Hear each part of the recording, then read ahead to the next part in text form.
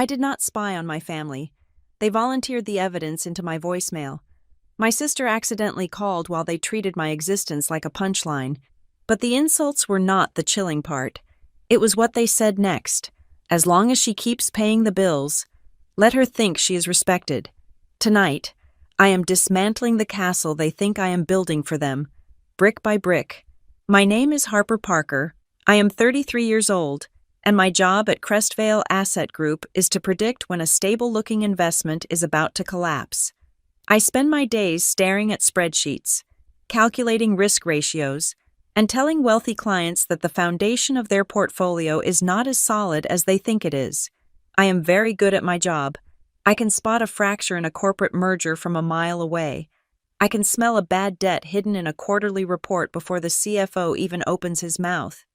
But on that Tuesday afternoon, sitting in a conference room on the 42nd floor with a view of the Chicago skyline, I missed the most obvious red flag of my life because it was wearing the face of my own family. The meeting was dragging on. We were discussing a mid-cap merger that had stalled due to regulatory issues, and the air in the room was stale, recycled, and smelling faintly of burnt coffee. My phone was sitting face down on the mahogany table, right next to my notepad. I usually kept it on silent, but for some reason, I had left it on vibrate. When it buzzed, the sound was aggressive against the wood, a sharp, angry rattle that made the senior partner pause mid-sentence.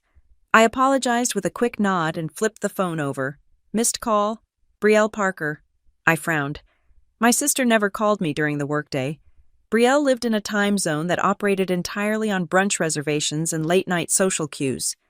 If she was calling me at 2 p.m. on a Tuesday, it usually meant an emergency, or she needed money, or, more likely, she needed money for an emergency that she had invented.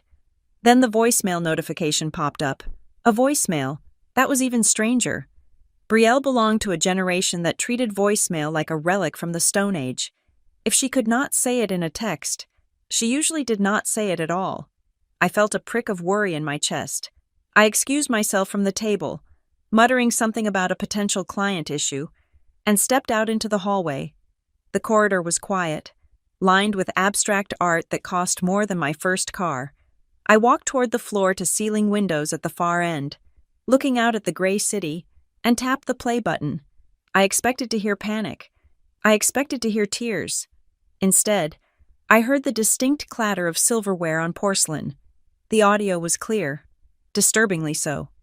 It sounded like the phone was sitting right in the middle of a table, perhaps face up, capturing everything with high fidelity. There was the hum of conversation, the clinking of glasses, and a burst of laughter that I recognized instantly. It was my mother, Diane. I leaned my forehead against the cold glass of the window, confused. They were at lunch. Why was Brielle calling me from lunch? Then I heard a rustling sound, like a purse being moved, and realized she must have accidentally triggered the call while setting her phone down. I was about to hang up, relieved that nobody was in the hospital, but then I heard my name. Well, Harper would not know good taste if it bit her on the nose. My mother said.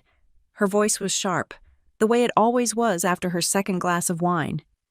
She is a sweet girl, really, but she has absolutely nothing to show for herself. I froze. The phone was pressed so hard against my ear that it hurt. She does have a good job. Diane, my father, Gary, said. His voice was softer, muted, the sound of a man who had spent 30 years learning that the path of least resistance was to just agree and look at his shoes. Oh, please, Brielle cut in. Her voice was closer to the microphone, loud and confident. She works in a cubicle. Dad, she stares at numbers all day. She is basically a calculator with a bad haircut. It is just so dry. Can you imagine living like that? She is 33 and what does she do? She saves. She hoards. She is like a squirrel. Laughter rippled around the table. It was not just them. I heard other voices. Likely an aunt or a cousin. They were an audience, and I was the entertainment. I stood there in the hallway of Crestvale Asset Group, wearing a suit that cost $1,200, holding a portfolio worth millions in my other hand, and I felt like a child who had been picked last for kickball. They were discussing me not with concern, but with disdain. They were dissecting my life, my choices, my very personality, and finding it lacking. But look at you, darling, my mother cooed. I could practically see her reaching across the table to squeeze Brielle's hand. This loft you found, it is magnificent, truly. The exposed brick, the skylights. Now this is how a Parker is supposed to live. It shows ambition. It shows class. It is perfect. Brielle agreed, and I could hear the smugness dripping from her words like syrup. And the location in the riverfront district. It screams success. I had to fight off 3 other offers. But you know me. I get what I want. I felt a flash of irritation. The riverfront district was expensive. Incredibly expensive. I knew for a fact that Brielle had been between jobs, as she liked to call her periods of unemployment, for 6 months. How was she affording a loft in the riverfront? I should have hung up then. I should have ended the call and saved myself the heartache. But I am a risk analyst. When I see data, I need to see the whole data set. I need to know the extent of the rot. So I kept listening. But, Gary asked, his voice a little anxious, can you handle the overhead? The rent there must be $3,000 a month. $3,500, Brielle corrected. And do not worry about it. Dad, I have it covered. Harper is handling the logistics. My blood ran cold. Harper, Diane asked, sounding surprised but not displeased. Yeah, Brielle said, lowering her voice slightly, though the clarity of the recording did not waver. I told her I needed a little help getting settled. You know how she is. She loves to feel useful. She needs to feel like she is the responsible one. It makes her feel superior. So, I let her pay. She let me pay. The phrasing hit me like a physical slap. I remembered the conversation we had had a few months ago. She had cried. She had told me she was about to be homeless. She had said she just needed a bridge to get her back on her feet. I had transferred the money within 10 minutes. It is not just the rent, Brielle continued. And now she was laughing again. She put the electric bill on her auto-pay and the car insurance, and I think she's even paying off the balance on the family joint card. Wait, Diane said. She is paying the card. The one we used for the trip to Cabo Yep? Brielle said. She does not even check the statements. She just pays it. Honestly, it is pathetic. She is so desperate for us to like her that she just throws money at the problem.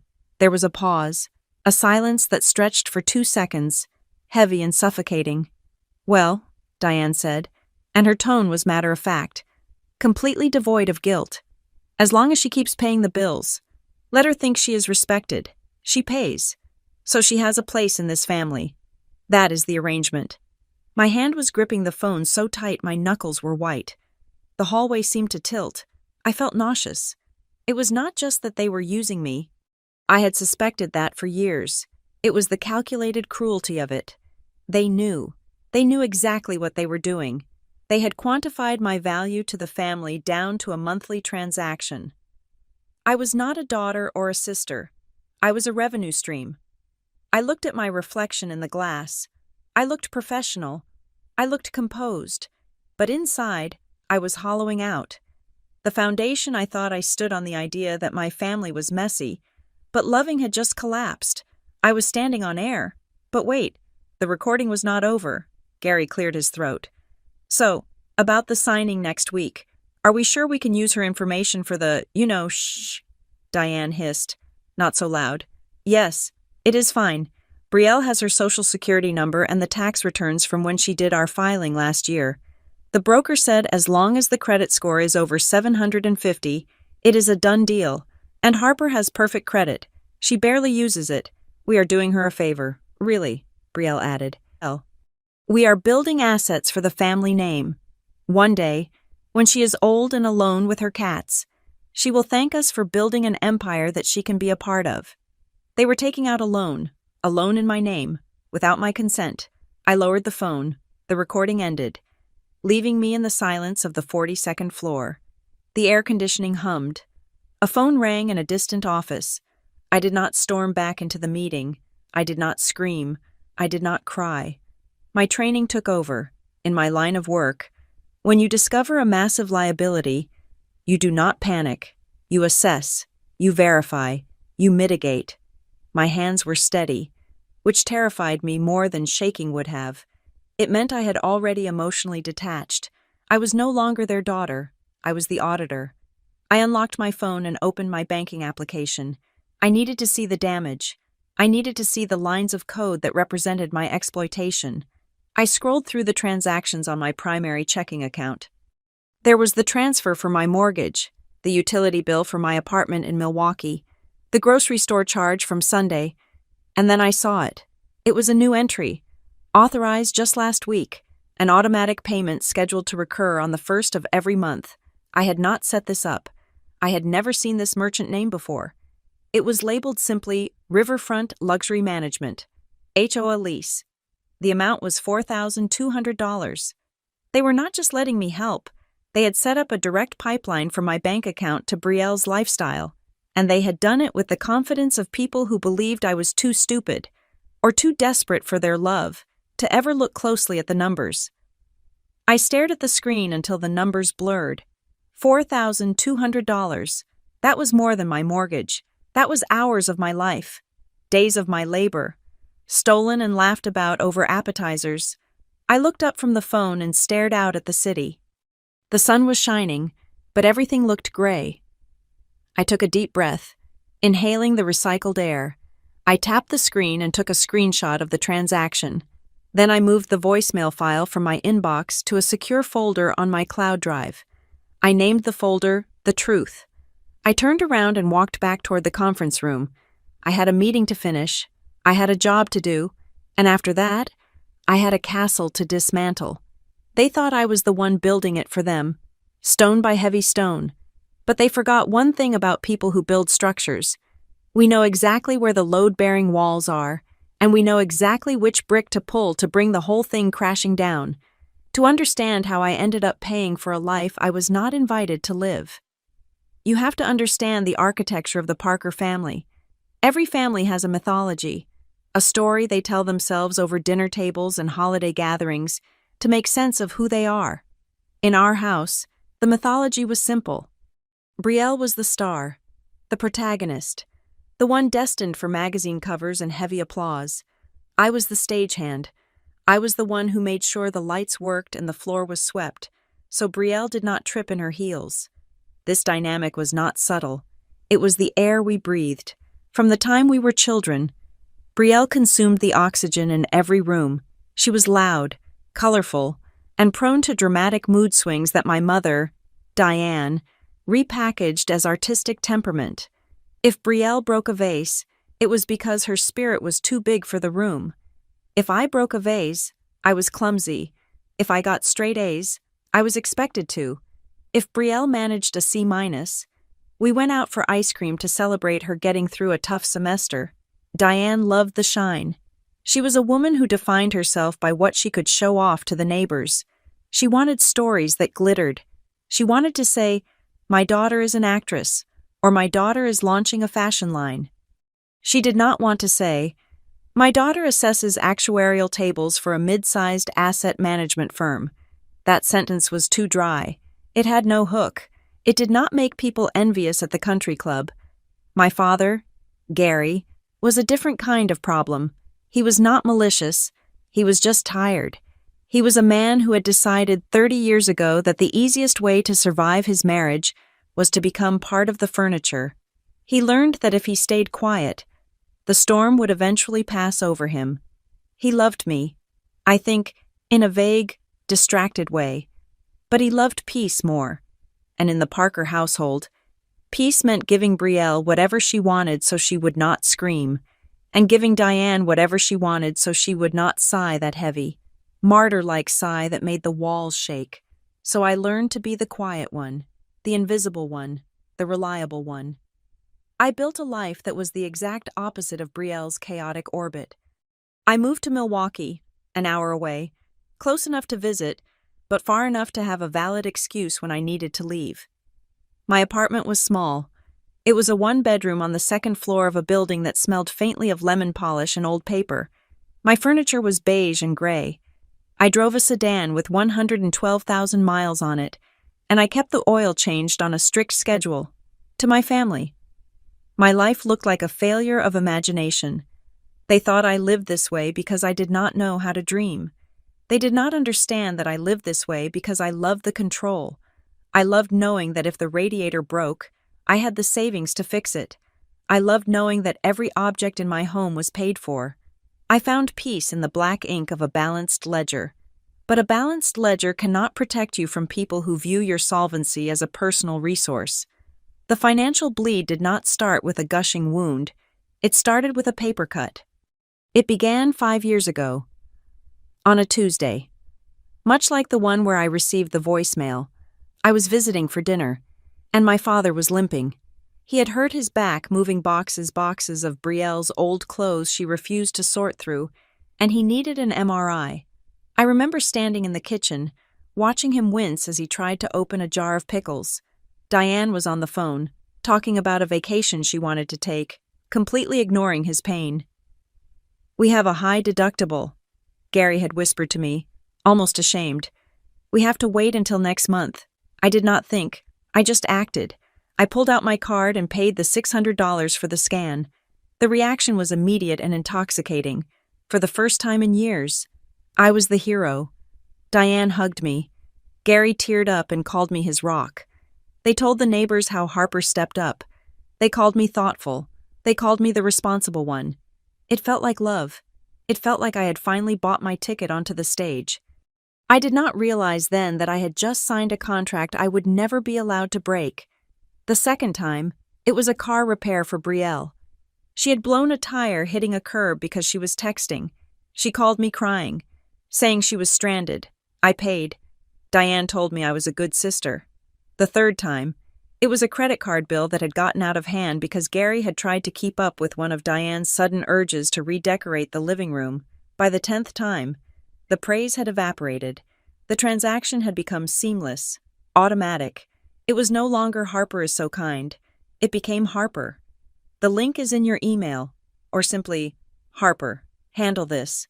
I became the infrastructure of their lives. I was the electricity, the water pressure, the safety net. And like most infrastructure, I was completely ignored until I threatened to stop working. This dynamic reached its peak when Brielle announced she was moving to the Riverfront district. The Riverfront was a place for people who had made it, or people who were willing to go into massive debt to look like they had made it. When Brielle showed us photos of the loft-high ceilings, industrial chic lighting, a view of the water, Diane nearly fainted with joy. Finally, Diane had beamed, clasping her hands together, "A place worthy of you." Brielle. I had sat at the end of the table, doing the mental math. I knew Brielle's income. She was technically a brand consultant, which meant she posted photos on social media and occasionally got paid in free handbags. There was no way she could afford the rent in the riverfront. I asked the question. I tried to be gentle. I asked, "Brielle, the market rate down there is aggressive. Do you have a guarantor?" The temperature in the room dropped 20 degrees. Diane turned to me, her eyes narrowing. "Why do you always do that?" "Do what I asked. Try to poke holes in her happiness," Diane snapped. "Just because you are content living in your little beige box in Milwaukee does not mean your sister has to settle. She has investors. She has opportunities." Brielle had smirked, leaning back in her chair with that casual arrogance that always made my teeth ache. "Do not worry about the math. Harper, some of us operate on vision. You operate on spreadsheets. We are just different." I shut my mouth. I let it go. And a month later, when Brielle called me in a panic because her vision had not cleared the check, I paid the deposit. I told myself it was a loan.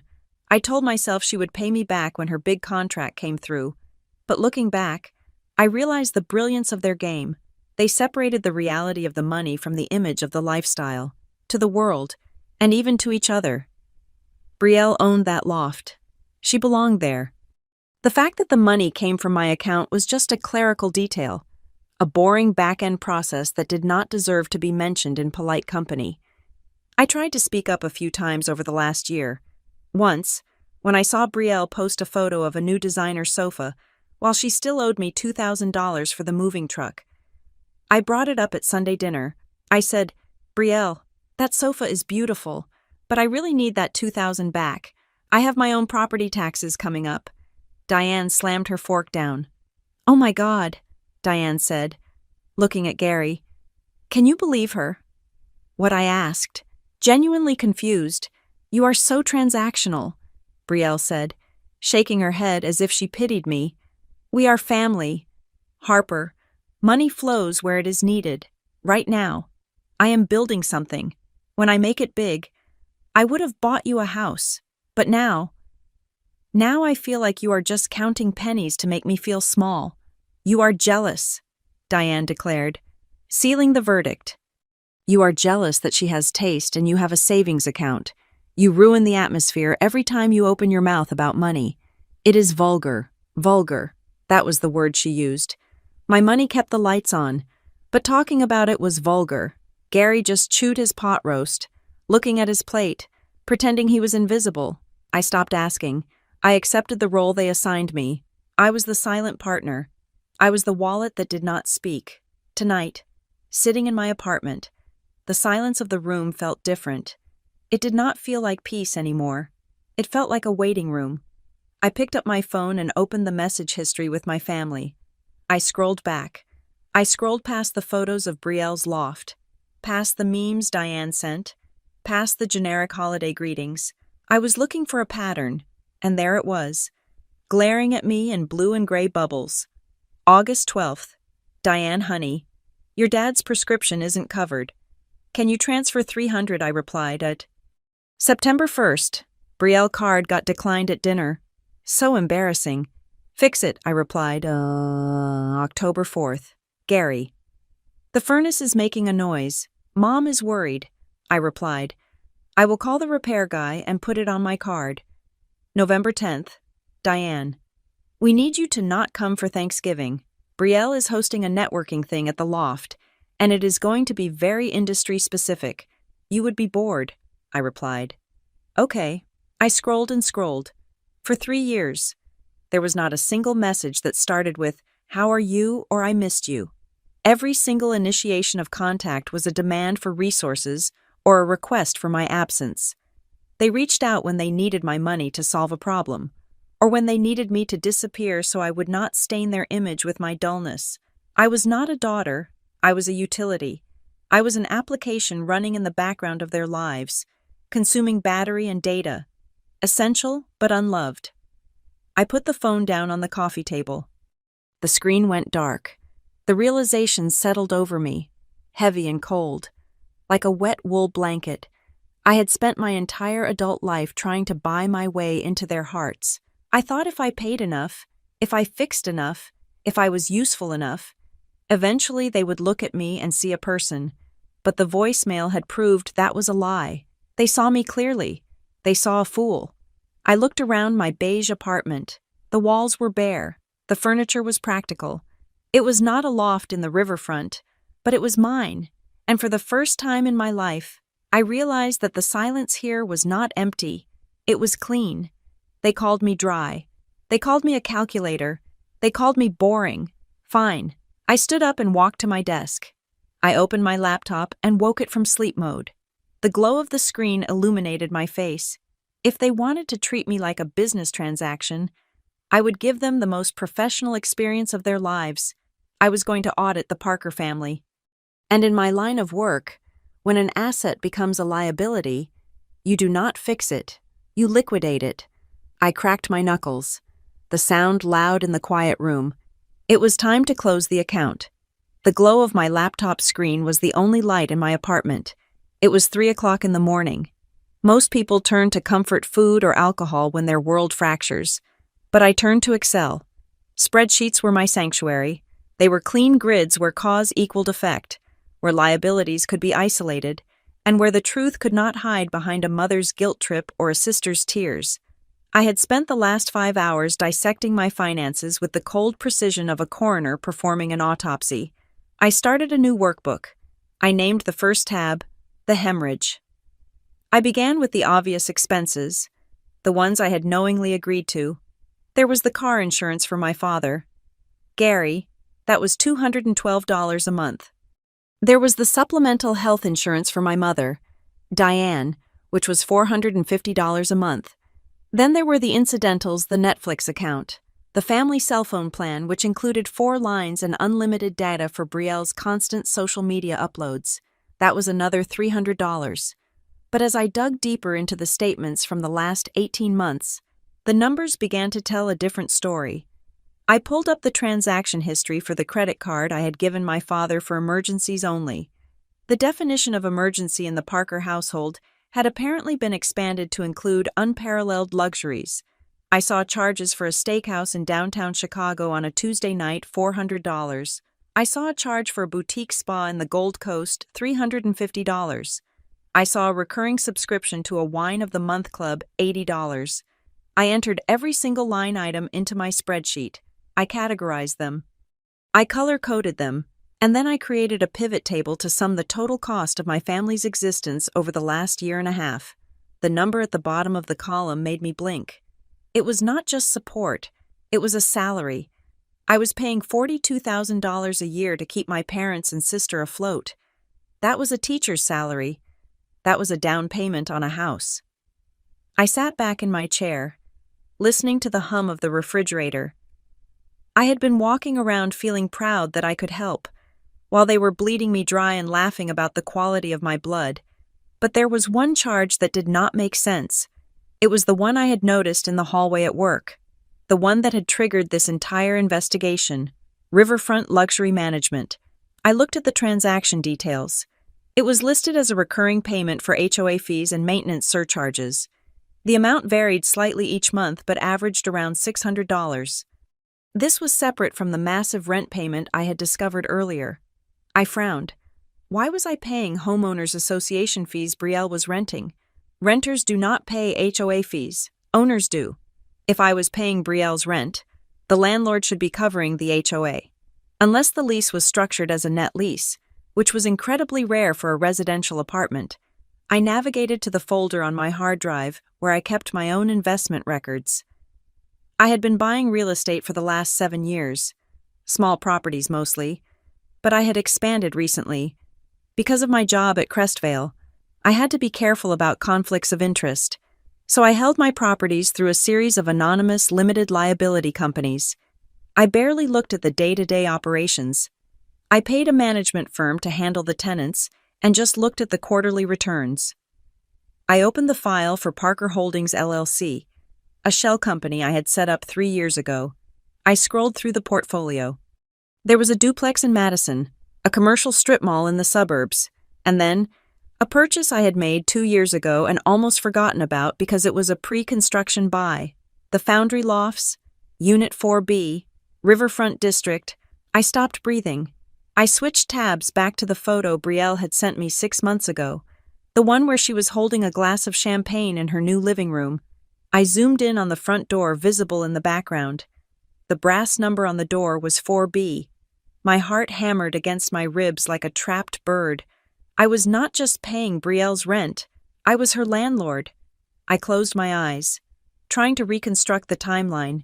2 years ago, I bought the unit as an investment. I handed it over to a management company called Urban Key to find a tenant.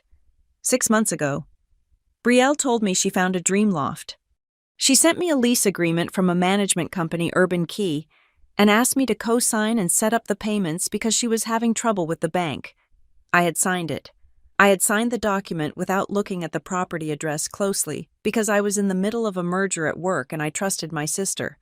The irony was so sharp it almost cut.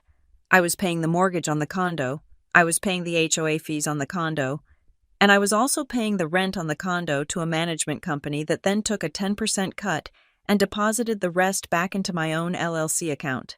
I was laundering my own money to support my sister, losing 10% in fees every month, just so she could pretend to own a home that I actually owned. But if I was the owner, I should be seeing the rent deposits. I opened the ledger for Parker Holdings LLC. I looked at the income column for Unit 4B, January 0, February 0, March 0. I stared at the screen. Brielle had not paid rent in 3 months. I checked my personal checking account again, the one I used to pay her bills. The auto pay for the rent had gone out. $4,200 every month. Where was the money going? I grabbed my phone. It was almost 4 in the morning, but I did not care. I dialed the emergency number for Urban Key Property Management. A groggy voice answered on the third ring. "This is the after-hours line for Urban Key. Is this a maintenance emergency?" "This is Harper Parker," I said, my voice steady and cold. "I am the owner of Unit 4B at the Foundry Lofts. I am looking at my owner's statement and it shows no rental income for 90 days. But I am also the guarantor for the tenant, Brielle Parker. And I see withdrawals leaving my personal account for the rent every month. Explain to me where that money is." There was the sound of typing on the other end. The grogginess vanished from the agent's voice. "One moment, Ms. Parker." "Let me pull up the file." I waited. The silence stretched for a full minute. "Okay," the agent said, sounding nervous. "I see the issue. The tenant, Brielle Parker, stopped making direct payments 3 months ago, per the lease agreement. When the primary tenant defaults, the system automatically bills the guarantor. That is you." "Yes," I said. "I see that. So the money left my personal account. Why is it not in my owner account?" The agent cleared his throat. "Because, Ms. Parker, the account is in arrears. The tenant racked up $5,000 in damage fees and unauthorized alteration penalties. She apparently tried to install a hot tub on the balcony without a permit, and she painted the exposed brick white, which is a violation of the Historic Preservation Clause." I closed my eyes. Of course she did. The system applied your guarantor payments to cover the fines and the damages first. The agent continued. "The rent is still technically unpaid. We were preparing to issue an eviction notice next week, but since the guarantor payments kept clearing, the system kept the lease active. So," I summarized, my voice flat, "I am paying $4,000 a month to repair damage to my own property caused by a tenant who is living there for free and who happens to be my sister." "Technically, yes," the agent said. "And who is listed as the contact for the tenant?" I asked. "Brielle Parker." The agent said. "And does the tenant know who the owner of the unit is?" "No, ma'am," the agent replied. "We operate under a blind management agreement as per your instructions when you signed on with us. The tenant only sees Urban Key as the landlord." "Thank you," I said. "Do not issue the eviction notice yet. I will handle this." I hung up. I sat there in the dark, the rage simmering down into something harder, something like steel. Brielle was living in my house. She was destroying my property. She was using my money to pay for the damage she caused, all while telling her friends at brunch how successful she was. She thought she was the queen of the castle. She did not realize she was squatting in the dungeon, and I held the only key. I went back to the spreadsheet. I added a new tab. I named it The Eviction. I was about to close the laptop when my email chimed. A notification slid onto the top right corner of the screen. It was from my primary bank, the one where I held my savings and my high-limit credit cards. Subject action required. Verification for credit line increase. I clicked it open. Dear Harper, we received a request to increase the credit limit on your Platinum Rewards card from $50,000 to $100,000.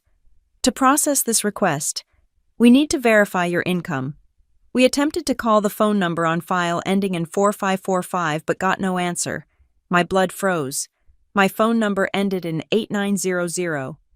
The number ending in 4545 belonged to my mother, Diane.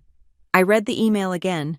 Someone had logged into my banking profile, changed the contact phone number to my mother's cell, and then requested a massive credit increase.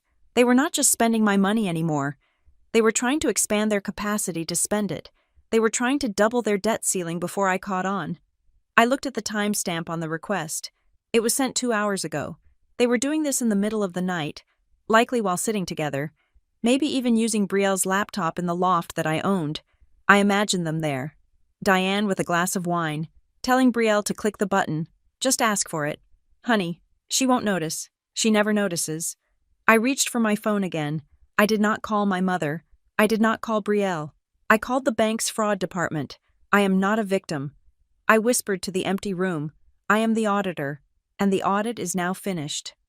It was time to issue the report. I did not scream. I did not throw my phone across the room.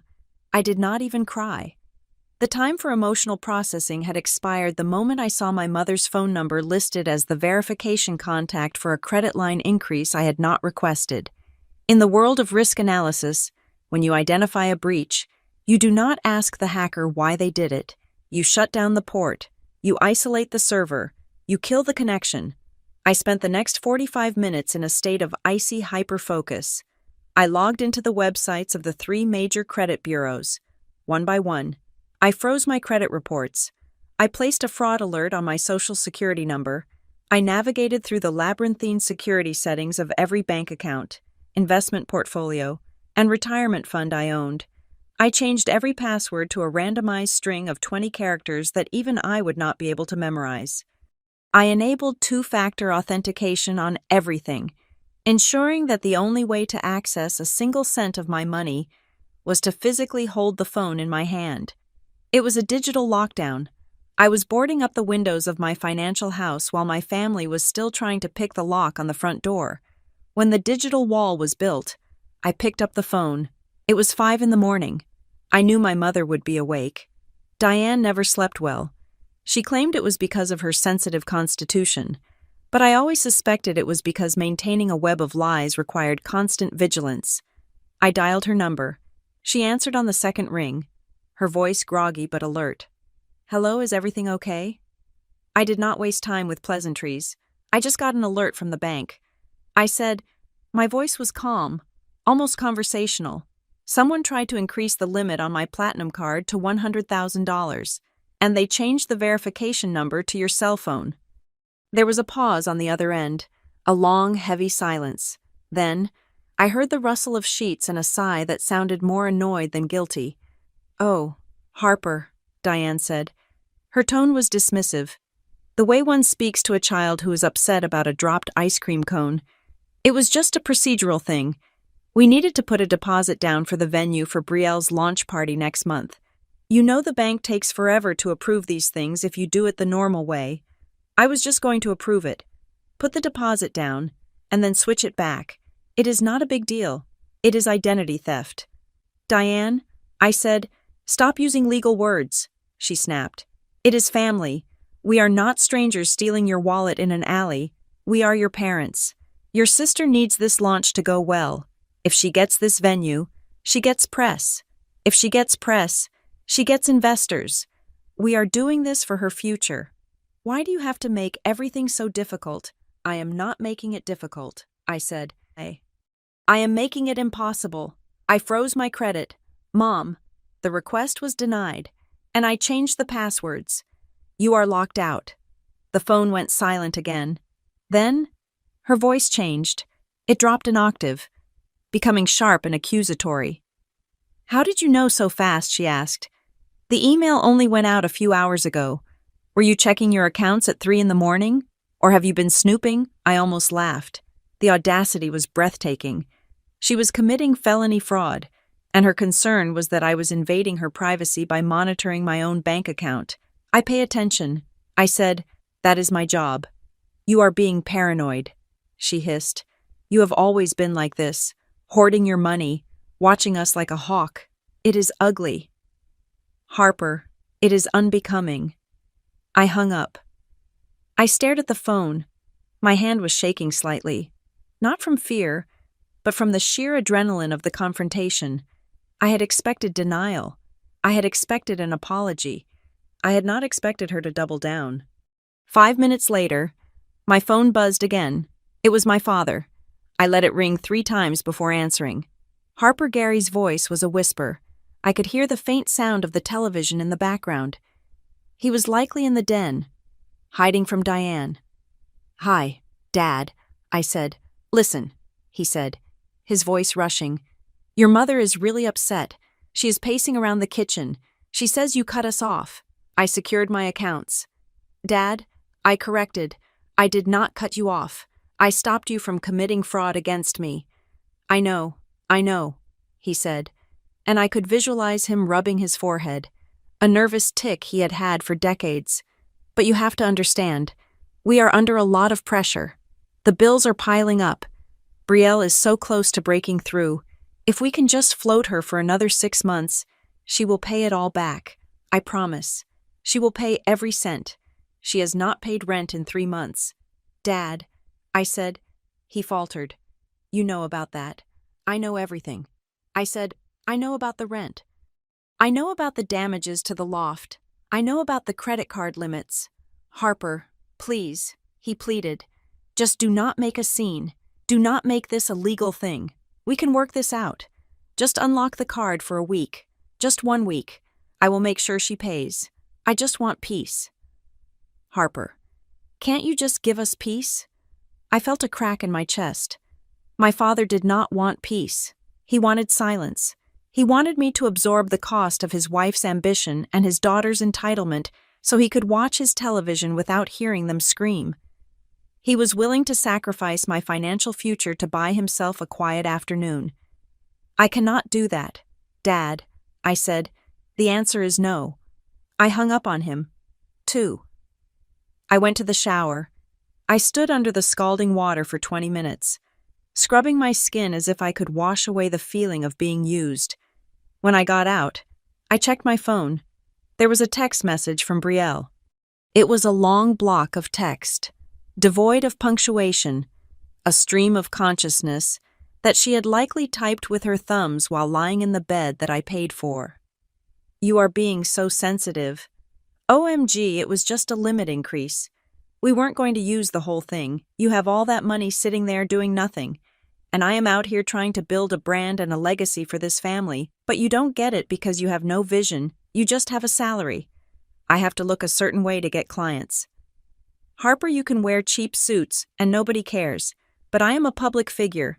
You helping us is your blessing. It is the only way you contribute to something bigger than yourself. So stop acting like a victim. I read it twice. You helping us is your blessing. That was it. That was the core of their philosophy. They truly believed that my money was the price I paid for the privilege of being related to them. They thought they were doing me a favor by letting me finance their delusions. I did not reply. I did not block her. I took a screenshot. I added it to the folder named The Truth. At 9 o'clock sharp, I walked into the office of Elena Russo. Elena was a forensic accountant and civil litigator whom I had met at a conference 3 years ago. She was sharp, terrifyingly efficient, and had a reputation for destroying people who tried to hide assets in divorce proceedings. I sat down in her office, placed my laptop on her desk, and opened the spreadsheets. I need you to look at this, I said. Elena put on her glasses and leaned in. She scrolled through the tabs. She looked at the pivot tables. She looked at the screenshots of the unauthorized autopays and the credit limit request. She looked at the lease agreement for the loft and the payment history of the LLC. After 10 minutes, she sat back and took off her glasses. Harper, she said, her voice grave, this is not just a family dispute. This is grand larceny. This is identity theft. This is wire fraud. I know. I said, what do you want to do? She asked. Do you want to file a police report? I hesitated. The part of me that was still a daughter, the part that remembered my father teaching me to ride a bike, flinched. Putting my parents in handcuffs was a line I was not sure I could cross yet. It would destroy them. My father would lose his pension. My mother would be a pariah. Not yet, I said. I want to sever the limb before I kill the patient. I want to stop the bleeding. I want to legally insulate myself so completely that they cannot touch a single penny of mine ever again. And I want them out of my property. Elena nodded. She pulled a yellow legal pad toward her. Okay, she said. Here is the strategy. First, we send a formal cease and desist letter regarding the use of your identity. We notify the banks formally of the fraudulent attempt so it is on the record. But we decline to press charges for the moment, citing a family resolution in progress. That protects your credit score without sending the police to their door immediately.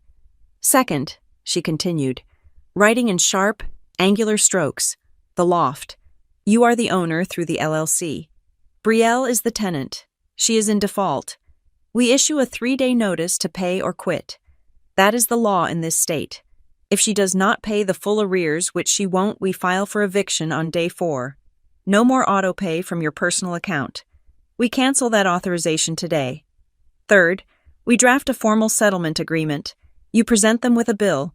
You likely won't get the money back. But having the debt acknowledged in writing creates a legal boundary. If they try to borrow money in your name again, this document proves a pattern of financial abuse. It sounded clean. It sounded clinical. It was exactly what I wanted. Elena paused.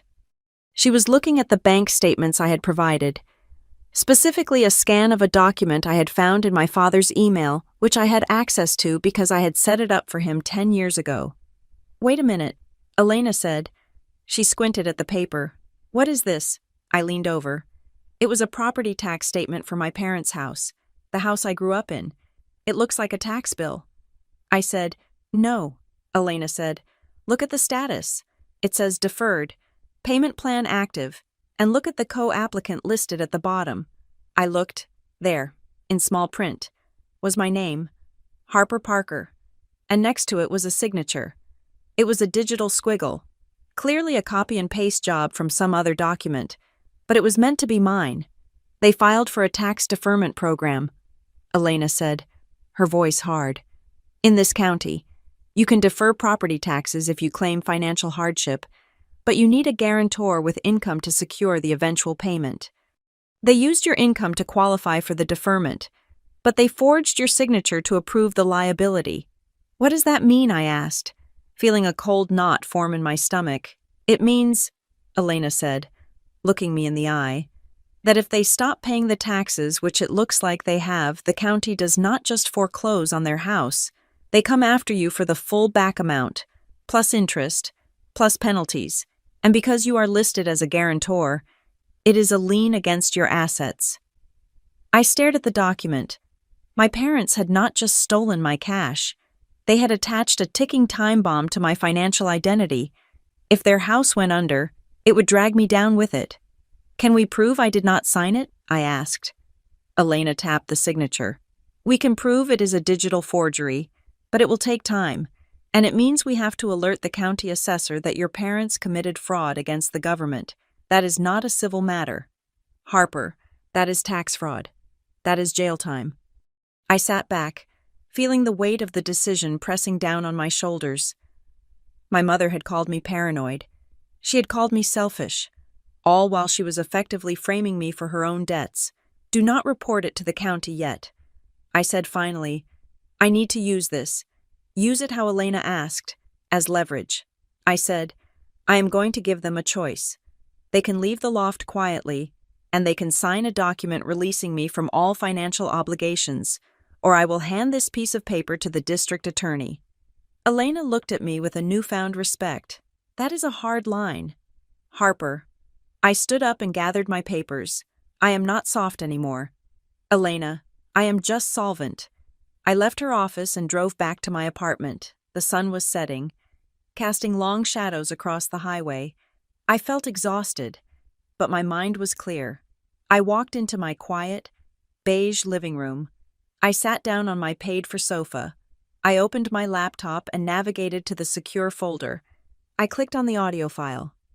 Voicemail og12.mp3. I dragged the slider to the end. I needed to hear it one last time. I needed to burn the bridge completely so I would never be tempted to turn back. As long as she keeps paying the bills, let her think she is respected. I listened to my mother's laugh. I listened to my father's silence. I listened to my sister's arrogance. Then I closed the file. I moved it into a new subfolder I had created inside the truth.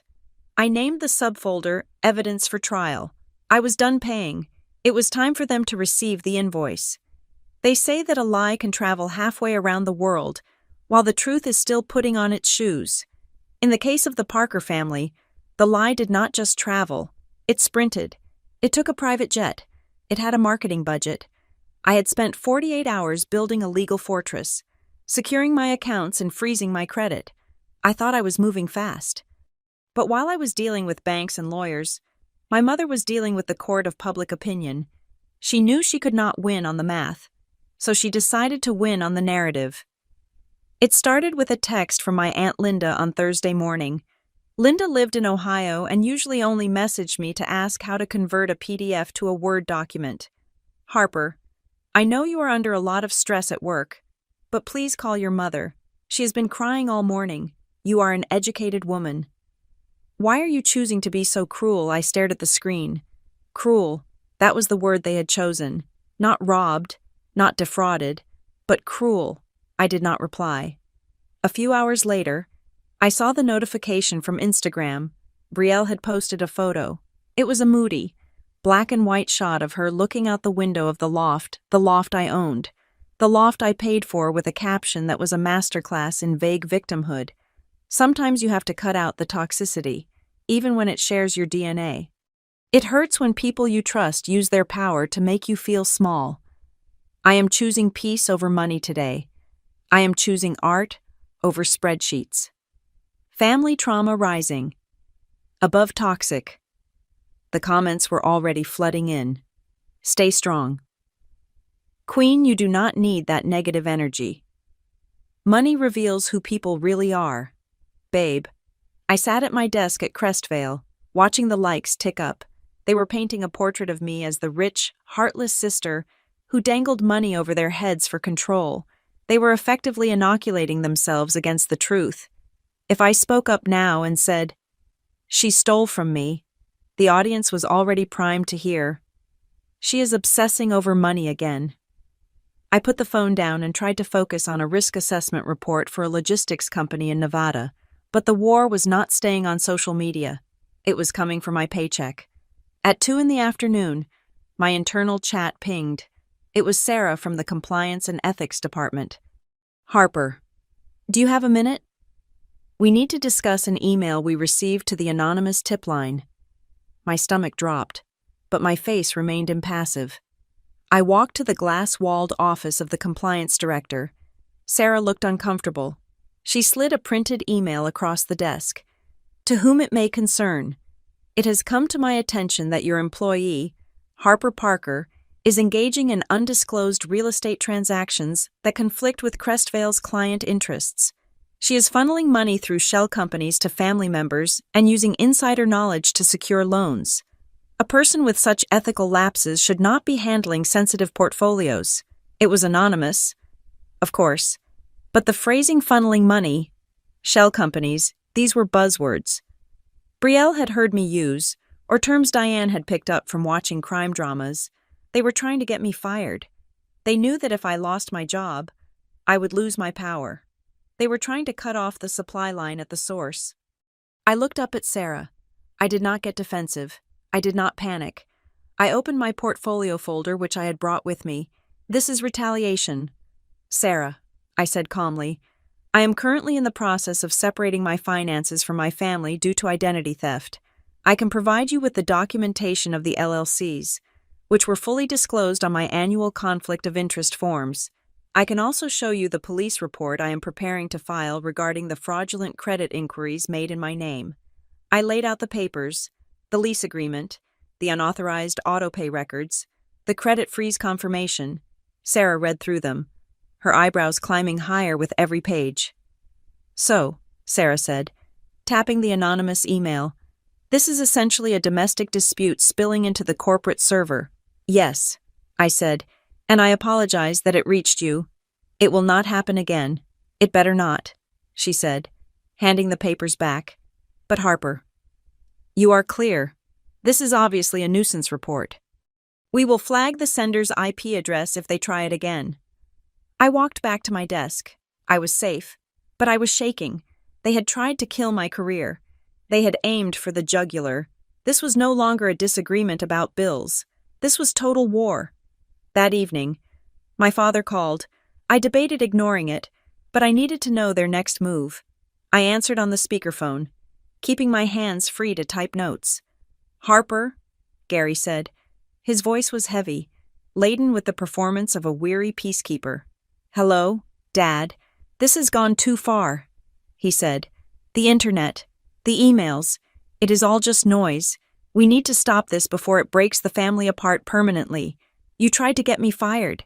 Dad, I said, I did not know about that, he said quickly. Too quickly. That was an impulse.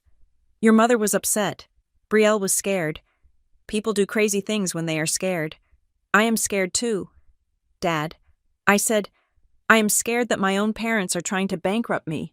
Please, he said, Just come over. Come to the house, just for an hour. No yelling, no lawyers, just us. Let's sit down and fix this. I miss my daughter. It was the bait. I knew it was bait, but I also knew that if I did not go, they would use my absence as proof of my coldness. And I needed to look them in the eye. I needed them to see that the daughter they thought they could bully had been replaced by someone else. I will be there in an hour. I said. I drove to the suburbs. The house I grew up in looked exactly the same, the manicured lawn, the beige siding, the wreath on the door. It looked like a home, but as I walked up the driveway, I felt like I was walking into a deposition. Gary opened the door. He tried to hug me, but I stiffened, and he pulled back, looking hurt. He led me into the living room. It was not a private talk. Diane was sitting in her high-backed armchair, holding a glass of white wine like a scepter. Brielle was curled up on the sofa, clutching a throw pillow, her face scrubbed clean of makeup to look younger, more vulnerable. It was an ambush, a soft ambush, designed to make me feel outnumbered and outgunned. Sit down. Harper, Diane said. She did not say hello. I sat on the ottoman, keeping a distance from them. I placed my purse on my lap. We are all hurting, Gary began, standing in the middle of the room like a mediator who had already been bribed by one side. But we are a family, and families forgive. Diane took a sip of wine. We are willing to overlook the invasion of privacy, she said. Her voice was magnanimous, as if she were granting a pardon. Excuse me, I asked. The voicemail, she said, narrowing her eyes. You listened to a private conversation. You recorded it. That is illegal in some states.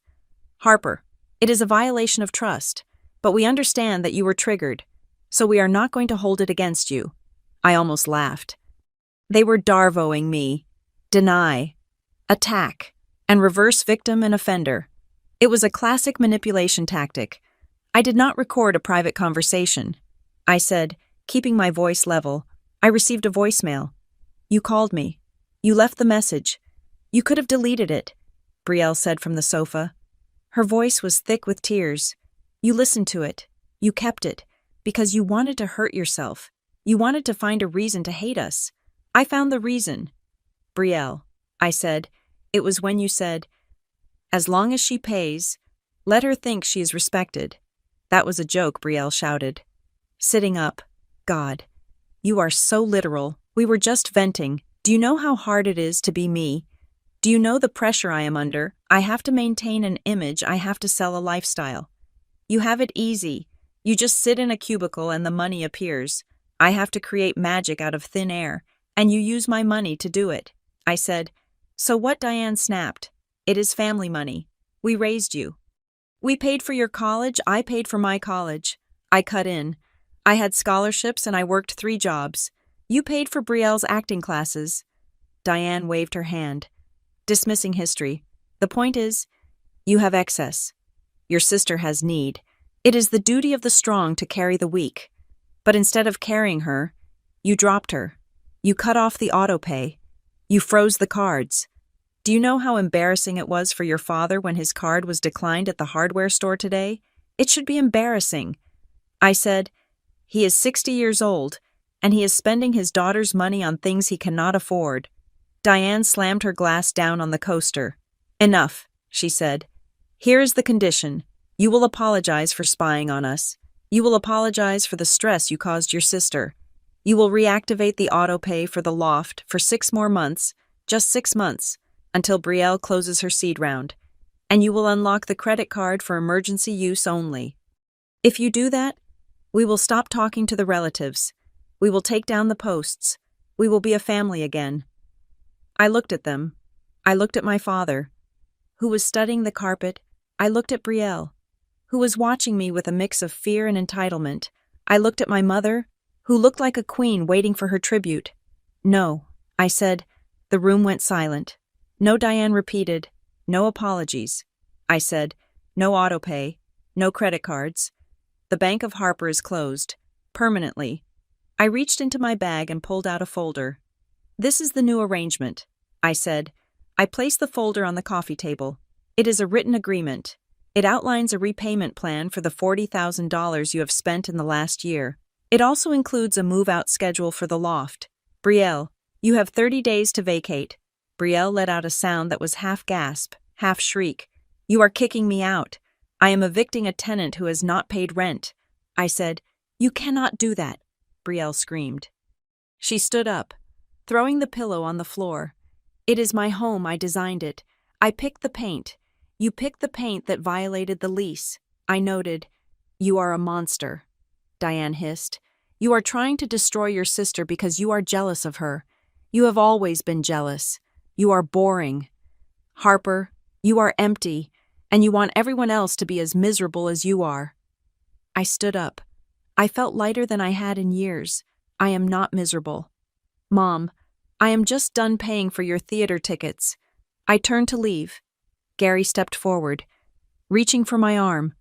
Harper, wait. Do not touch me. Dad, I said quietly. I walked toward the door. Behind me, the sound of Brielle's weeping filled the room. But just as I reached the hallway, Brielle screamed something that made me freeze. It is not fair, she shrieked. That loft was supposed to be mine anyway. It would be in my name if you had not hidden the paperwork. I stopped. I turned around slowly. What did you say? I asked. Brielle was standing there, her face red and blotchy, her chest heaving. You heard me? She yelled. Mom told me. She told me you bought that place with the inheritance from Grandma. That money was supposed to be split between us. But you manipulated the executor and kept it all so you could buy properties and lord them over me. That loft is technically half mine. You stole my inheritance. I stared at her. Then I looked at Diane. Diane's face had drained of color. She picked up her wine glass, her hand trembling slightly. Inheritance, I said, my voice barely a whisper. Grandma died with $12,000 in debt. There was no inheritance. I paid for her funeral. Brielle looked confused. She looked at Diane. But you said I did not say that, Diane muttered, looking away. You misunderstood. No, Mom Brielle shouted, desperate to win the argument. You said Harper used the family trust to buy the investments. You said she was holding the loft for me until I was ready to take over the title. That is why I didn't pay rent. I thought I was paying like mortgage equity. The room fell into a dead silence. The truth dropped like a stone. Diane had not just told Brielle I was mean. She had told Brielle I was a thief. She had invented an entire fictional inheritance to explain why I had money and Brielle did not. Rather than admitting that one daughter worked and the other did not, she had fed Brielle a lie so comforting that Brielle felt morally justified in stealing from me. Brielle was not just entitled. She had been defrauded, too, by our mother. I looked at Diane. She refused to meet my eyes. There was no trust. Brielle, I said, my voice flat. There was no money. I earned every dollar. Mom lied to you. She lied to make you feel better about being broke, and she used me as the villain to do it. Brielle looked at me, then at Diane. The doubt was creeping into her eyes, fracturing the narrative she had lived in for years. Mom Brielle asked, her voice small. I opened the door. You have 30 days. Brielle, I said, and ask Mom about the property tax deferment while you are at it. Ask her whose signature is on that. I walked out into the cool night air. I did not look back. I got into my car, locked the doors, and drove away. The ambush had failed.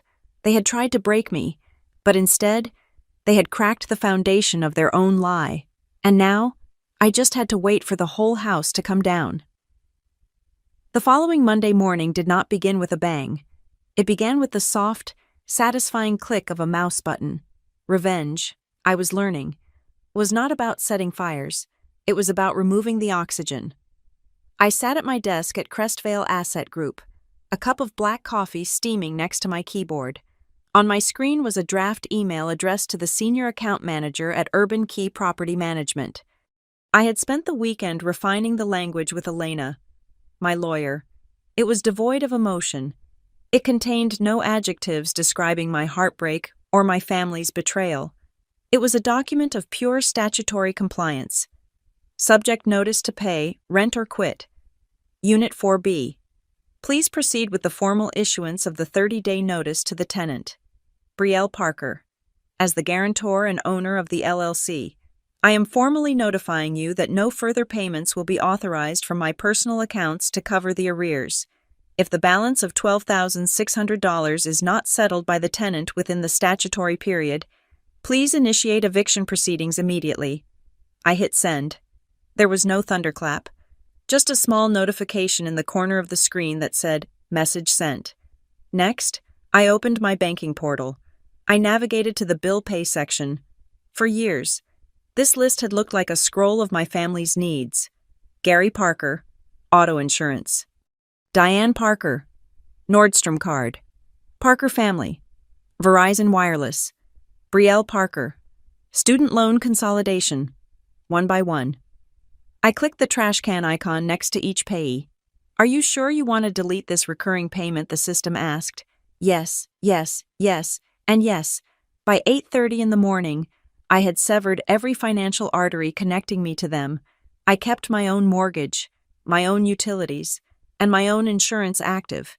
Everything else was now the problem of the people who actually used the services. The reaction time was faster than I expected. At 10:15, my phone buzzed. It was Diane. I let it go to voicemail.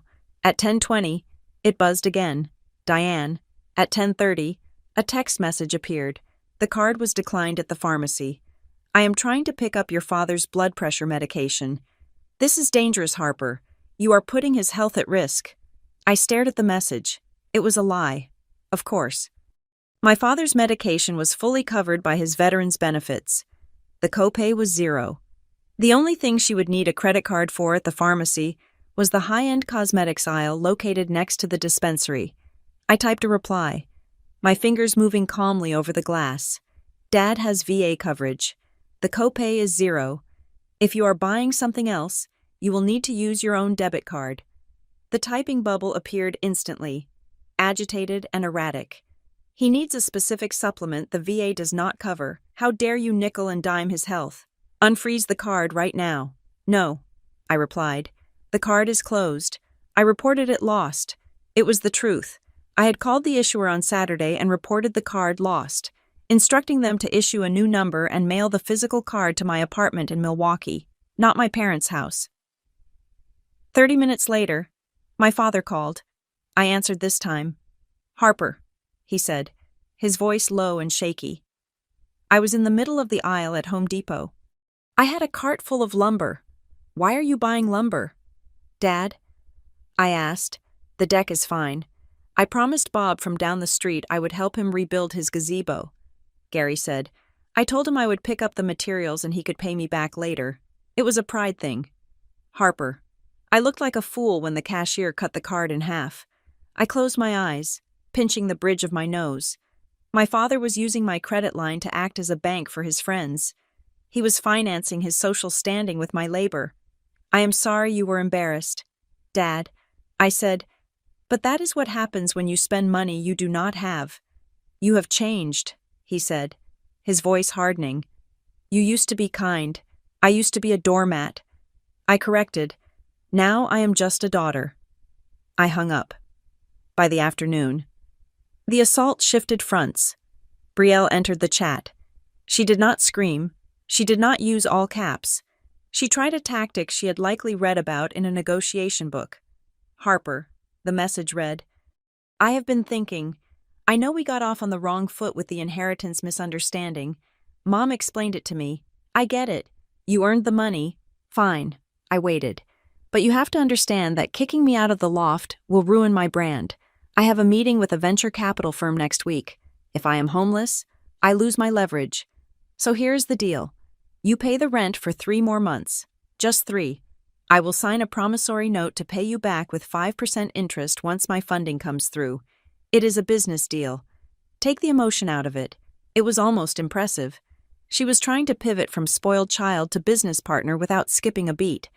I replied, I already have a business deal. It is called a lease.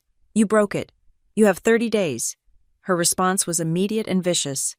Fine, be that way. Just so you know, Aunt Linda is coming to town next week. I am going to tell her everything. I am going to tell her you are mentally unstable and that you cut off Dad's medicine. I will ruin your reputation in this family. Harper, you will be alone. I am already alone, I whispered to myself, and I prefer it. I did not reply to her threat. Instead, I went back to my work. I was analyzing a portfolio for a client who wanted to invest in commercial real estate. I was reviewing lease agreements, checking for clauses that protected the landlord. Something in the legalese triggered a memory. I opened the folder on my desktop named Evidence for Trial. I pulled up the PDF of the original lease for the loft, the one Brielle had sent me 2 years ago, asking me to co-sign. I zoomed in on the signature page. There was my signature. Harper Parker. It looked right. It had the little loop on the P that I always did. But as I zoomed in closer, past 400%, the edges of the ink became jagged. They were pixelated. I opened a recent document I had signed digitally using a secure service. The lines were smooth, vector-based. I opened the property tax deferment document my lawyer had found, the one my parents had filed to avoid paying taxes on their house. I placed the two signatures side by side on my dual monitors. They were identical. Not just similar, identical. No person signs their name exactly the same way twice. There are always microscopic variations in pressure and angle, but these two signatures overlaid perfectly. They had not just forged my signature on the tax document, they had scanned my signature from an old birthday card or a check, saved it as an image file, and they had been pasting it onto legal documents for years. The lease for the loft was not valid. I had never actually co-signed it. They had stolen my identity to make me the guarantor. Technically, this meant I could walk away. I could tell the management company the signature was a forgery and refuse to pay another cent. But that would trigger a fraud investigation that would lead straight to Brielle and my parents. I sat back, my heart hammering. I had the nuclear codes. If I gave this to the police, my mother and sister would go to prison for forgery and identity theft. I called Elena. I found the source of the signature. I said, "It is a copy-paste job. They have a digital file of my autograph, and they are using it like a stamp." "Good," Elena said, her voice sharp. "Keep that file safe. Do not send it to the police yet." "Why not?" I asked. "They committed a felony." "Because," Elena said, "right now it is a chaotic mess of family drama. If you go to the police today, your mother will cry to the investigator. Say it was a misunderstanding. Say you gave verbal permission. It becomes a he said, she said. We need them to admit it. We need them to confirm they did it without your consent. We need one clean piece of evidence that proves intent to defraud." I understood. I needed a confession.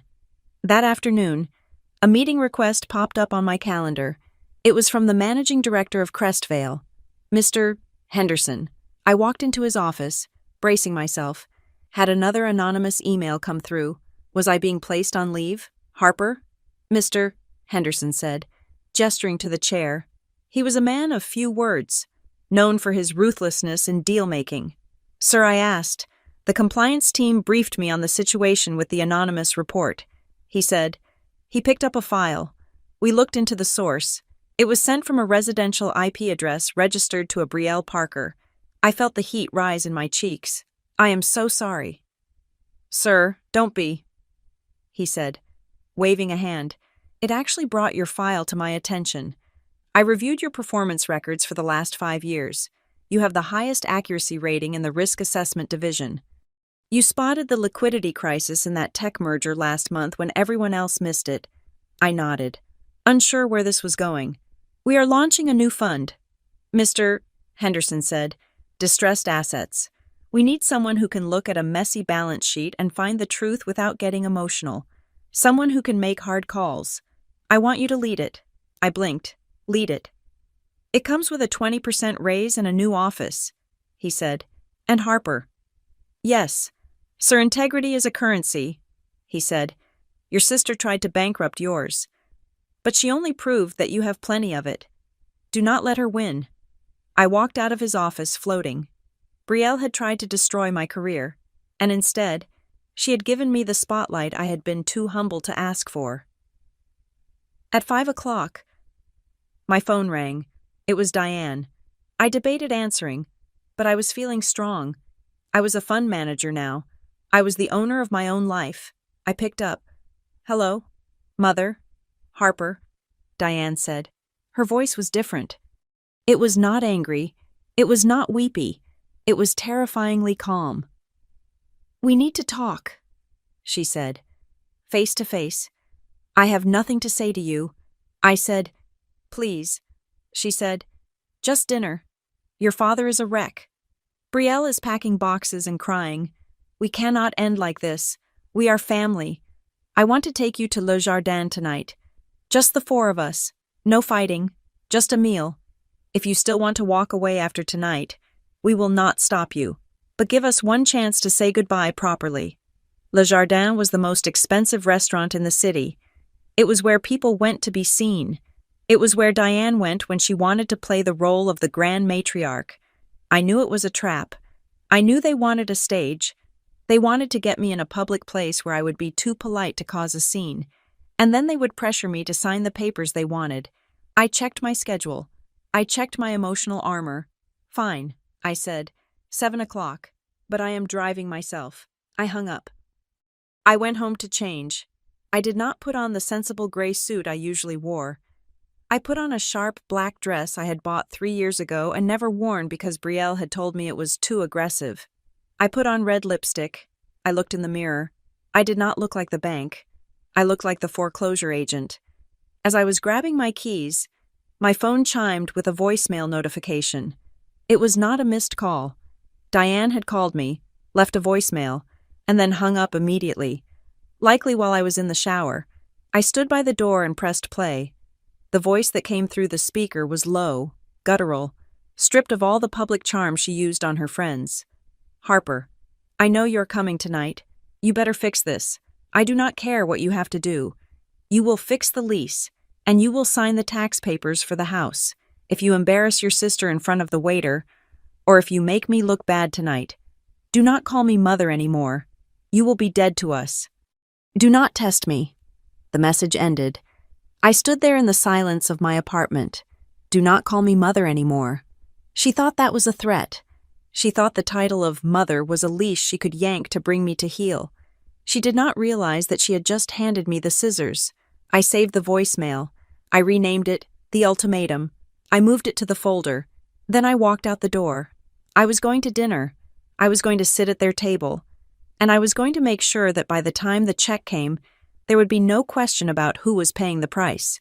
Le Jardin was the kind of restaurant that charged $30 for a plate of asparagus and called it an experience. The lighting was low, amber, and designed to make jewelry sparkle and wrinkles vanish. The air smelled of truffle oil and expensive perfume. It was a place for celebrations, for engagements, and apparently, for public executions disguised as family dinners.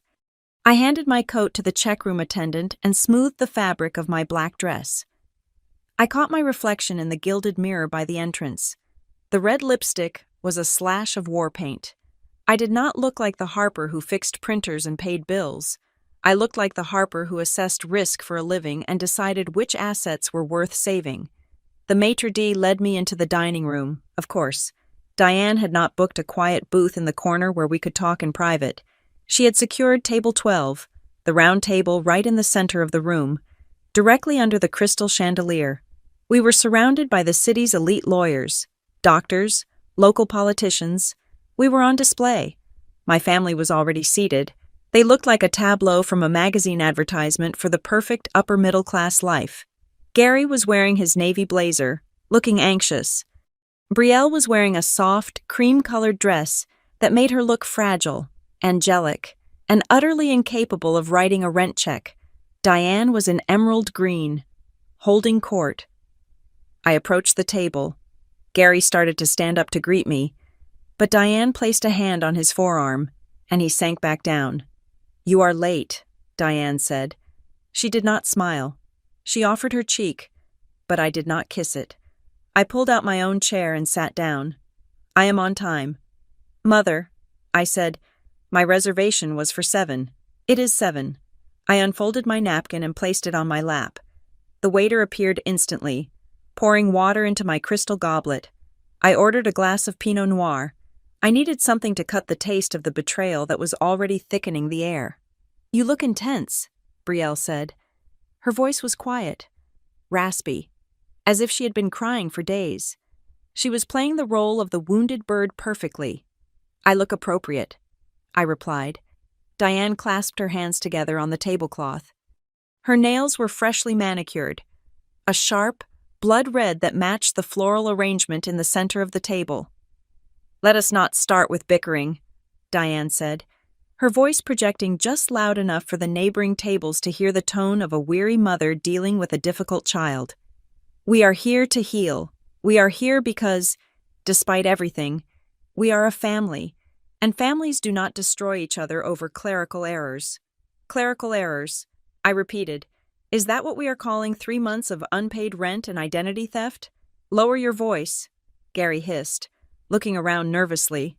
Diane sighed, a long, tragic exhalation. "See, this is what I mean. You are so sharp. Harper, you have always been so sharp. You are brilliant, truly.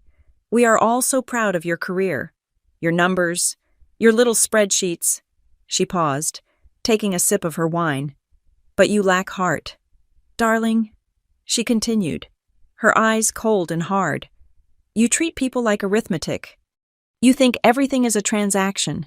You do not understand that love is not about who pays for what. It is about grace. And right now, you are showing absolutely no grace to your sister." I looked at Brielle. She was staring at her bread plate, picking at the crust of a roll. "I showed grace for 18 months. I said, it cost me $42,000. Diane waved her hand dismissively. "Money comes and goes. But look at you. Harper, look at your life. You are 33. You sit in that apartment alone. You have no husband. You have no boyfriend. You have no children." I stiffened. This was the pivot. They were moving from the financial to the personal. They were attacking the one area where I could not produce a receipt to prove my success. "What good is all that money if you are cold at night?" Diane asked, her voice dripping with faux pity. "You are building a fortress, but there is nobody inside it with you. Is that why you are punishing Brielle? Because she has a life. Because people are drawn to her." I took a slow sip of wine.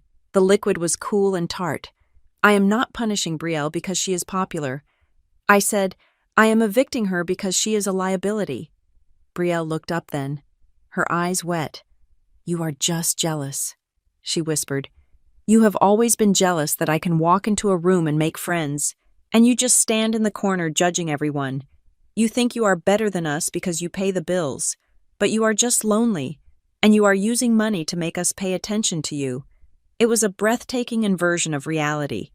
In her mind, my generosity was actually a desperate bid for their attention, and therefore, by taking their money, they were actually doing me a favor. Gary cleared his throat. He looked miserable. "Girls, please," he said. "Harper, listen to your mother. Nobody wants you to be alone. We just want everyone to get along. If you just help the family, everything is good. When you pay, there is no fighting." "Why do you want fighting?" I looked at my father. He was practically begging me to let them rob me, just so he could eat his dinner in peace. "I do not want fighting." "Dad," I said, "I want boundaries." Brielle sat up straighter. She wiped her eyes, shifting gears. The wounded bird was gone. The negotiator had arrived. "Look," she said, "I have news. Big news." I waited. "I am this close to a partnership," she said, holding her thumb and forefinger an inch apart. "I cannot say who it is yet, but let us just say there is a ring involved. And a merger. A very high-profile merger." She was implying an engagement to a wealthy suitor. It was her favorite card to play the promise of a rich savior who was just around the corner. "That is why I need the loft," Brielle said, her voice gaining strength. "I need to host a dinner there next week, for his family. If I am homeless, Harper, if I am living out of boxes, this deal falls apart. And if this deal falls apart, I cannot pay you back. I need us to stand on the same side, just for a few more months." Diane reached into her purse. She pulled out a document. It was a single sheet of paper, folded in thirds. She slid it across the white tablecloth. It stopped right next to my wine glass. "What is this?" I asked. "It is a compromise," Diane said. "It is a temporary support agreement. We had our family attorney draft it. It says that you will reinstate the auto pay for the loft for 6 months. In exchange, Brielle agrees to pay you back 50% of the total within 5 years, interest-free, and you agree to apologize for the privacy invasion regarding the voicemail." I stared at the paper. It was not a compromise. It was a surrender. "And," Diane added, her voice dropping to a whisper, "if you sign this, we will forget about the anonymous email you sent to yourself to garner sympathy at work." I blinked. "Excuse me. Oh, come on. Harper," Brielle scoffed. "We know you sent that email to your boss. You wanted to look like a victim so they would give you a promotion. It is classic you. You create a crisis so you can solve it. They were gaslighting me on a level I had not thought possible. They were accusing me of sending the anonymous email that had almost cost me my job." I looked around the table. They were all watching me. Diane, with her chin high. Brielle, with her smirk. Gary, looking at his water glass. They were united. They were a wall of delusion, and they expected me to smash myself against it until I broke, but they had made a mistake. They assumed I was still playing by the rules of emotional engagement. They assumed I cared about being understood. I did not pick up the pen. I did not touch the paper. I looked at Brielle. "Who sent the email to Crestvale?" I asked. My voice was calm, conversational. Brielle rolled her eyes. "I just told you. You did." "No," I said. "I did not. And since you seem to know so much about it, tell me something." The email accused me of a conflict of interest regarding a specific property. "Which property was it?" Brielle hesitated. She looked at Diane. Diane gave a slight nod, urging her to continue the offensive. "It was the loft, obviously," Brielle said.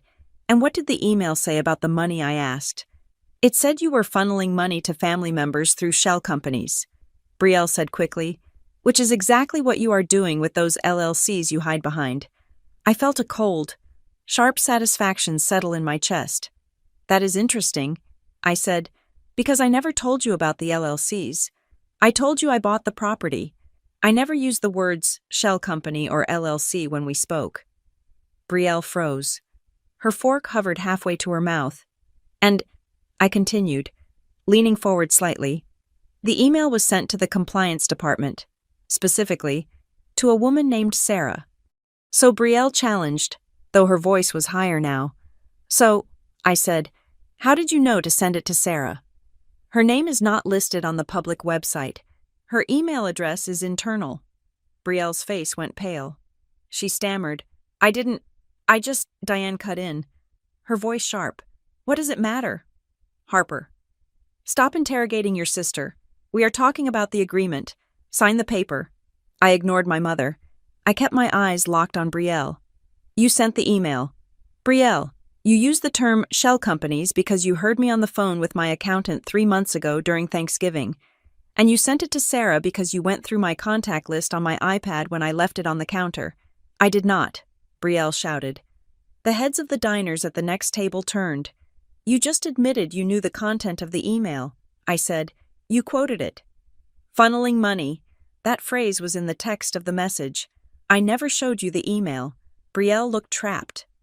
She looked at Gary. "Dad, make her stop." Gary looked up, his face gray. "Harper, please, not here." I looked at the document on the table. "The temporary support agreement. You tried to get me fired." I said. My voice was not loud, but it was heavy enough to crack the table. "You knew that if I lost my job, I would lose my leverage. You tried to kill my career so you could keep living in a loft you cannot afford."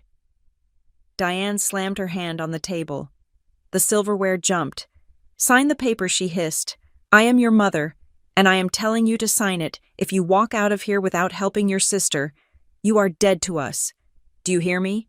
You will have no family. You will be alone in that cold apartment with your money, and nobody will be there when you die." I looked at Diane. I looked at the woman who had given birth to me. I looked for a trace of love, of hesitation. There was none. There was only the anger of a manager losing control of an employee. I am already alone. Mom, I said, I have been alone in this family for 20 years. I stood up. Where are you going? Diane demanded. I picked up my purse. I am going to the ladies' room. I said, Sit down, Diane commanded. We are not finished, I am. I said, I turned and walked away from the table. I felt their eyes boring into my back. I felt the whispers of the other diners. But for the first time, I did not feel shame. I felt the exhilaration of the escape. I walked into the restroom. It was empty, lined with marble and gold. I locked myself in the stall. My hands were shaking, just a little, not from fear. From the adrenaline of the final cut, I pulled out my phone. I opened the text thread with Elena. My lawyer. We had discussed this possibility. We had a plan for if they refused to confess, a plan for if they doubled down. I typed 3 words, activate Plan B. I hit send. Plan B was not a negotiation. Plan B was a tactical nuclear strike. It involved the immediate filing of the fraud report regarding the property tax deferment. It involved sending the digital forensic analysis of the forged lease signature to the district attorney, and it involved contacting the real estate investors Brielle claimed to be meeting with to inform them of the pending litigation against her. I walked out of the stall. I washed my hands. I reapplied my lipstick. I looked at myself in the mirror. You will be dead to us, Diane had said. I smiled. It was a sad smile, but it was genuine. I was not dead. I was just reborn, and the baby was expensive, angry, and done paying the bill. I walked out of the restroom, but I did not go back to table 12. I walked straight to the maitre d'. The bill for table 12, I said. He looked surprised. Oh, certainly, madame. Shall I bring it to the table? No, I said. I pulled out my black credit card, the heavy metal one. Split the bill. Split it, he asked. Yes, I said. I will pay for my glass of wine.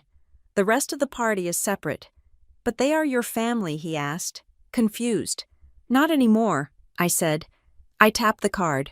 I signed the slip for $18. Then I walked out into the cool night air of Madison, leaving them sitting under the crystal chandelier, waiting for a check that nobody was coming to pay. The morning after the dinner at Le Jardin, the silence from my phone was heavy. There were no more texts from Brielle calling me selfish. There were no more voicemails from Diane threatening to disown me. The silence was not peaceful. It was the breathless quiet of people who were waiting for the other shoe to drop. They did not have to wait long. At 9 o'clock, Elena sent me a secure file transfer. The subject line was simply Phase 2 Discovery. I sat in my office at Crestvale with the door closed. I opened the file. It was a public records pull from the county clerk's office, something Elena had dug up while preparing the fraud affidavit regarding the tax deferment. But this was not about taxes. This was a recorded lien against my parents' home, the beige house in the suburbs where I had grown up. I read the document. My breath hitched. It was a deed of trust for a home equity line of credit, taken out 18 months ago. The principal amount was $150,000. My parents had leveraged the equity in their home. That explained the sudden influx of cash for Brielle's branding and the lavish dinners. But 18 months ago, my father had been complaining about being cash poor. He had told me his credit score was too low to qualify for a loan because of a dispute with a contractor. So how had they secured a 6-figure loan? I scrolled to the signature page. There were 3 signatures, Gary Parker, Diane Parker. And there, on the line marked co-borrower, was Harper Parker. I stared at the screen. The signature was the same digital clone they had used on the loft lease and the tax deferment. It was the same loop on the P, the same jagged pixelation when I zoomed in to 400%, but the fraud went deeper than just a cut-and-paste job. I looked at the notary stamp at the bottom of the page. It claimed that all 3 parties had appeared in person before a notary public in Illinois on October 14th. 2 years ago, October 14th, I opened my work calendar and scrolled back 2 years. October 14th, I stared at the entry, Global Risk Summit, San Francisco, California. I had been 2,000 miles away. I had been on a panel discussing market volatility at the exact moment my parents were supposedly sitting in a bank in Illinois with me. signing away the equity of their home. I had flight manifests. I had hotel receipts. I had a photo of myself standing in front of the Golden Gate Bridge time-stamped on that very afternoon. They had not just forged my signature, they had likely bribed or manipulated a notary. Or perhaps Diane had impersonated me. Using an old ID I had left at the house, this was not just civil fraud. This was bank fraud. This was federal. I picked up the phone. I did not call my parents. I called the fraud department of the regional bank that held the lien. My voice was steady, the voice of a woman who deals in facts. My name is Harper Parker. I told the investigator on the line, I am looking at a loan document with my name on it, number 8940. I need to report that I was not present for this signing. I was in California. I can prove it with TSA records. The investigator paused. I could hear the clicking of his keyboard. Ma'am, he said, his tone shifting from bored to alert. If you are claiming you did not sign this, we have to open a Level 1 investigation. This freezes the asset immediately. It triggers a review of the notary's logbook. If the borrowers are your family, you understand this becomes a criminal referral. I understand. I said, open the file. I hung up. I felt a strange sensation in my chest. It was the feeling of a heavy weight being lifted, the weight of protecting them. I had spent my whole life being their shield. Now, I was stepping aside and letting the arrows hit the targets they were aimed at. While the bank began its internal churning, the world outside remained oblivious. I checked social media during my lunch break. Brielle was still posting. She had posted a story on Instagram from the loft. She was wearing a white silk robe, holding a mug of tea, standing on the balcony I paid for. The caption read, "The enemy tries to break your spirit, but the light always wins. Standing tall in my sanctuary, unbothered survivor." My home. The comments were a chorus of support from our extended family. Aunt Linda. So proud of you for keeping your head up. Sweetie, evil never wins. Cousin Mike. Keep grinding. B. Success is the best revenge. They truly believed it. They believed Brielle was the victim of a jealous sister. They believed the loft was hers. My mother had spun the narrative so tightly that reality could not get in. I decided to pierce the bubble, just a little. I composed a single email. I addressed it to Gary and Diane.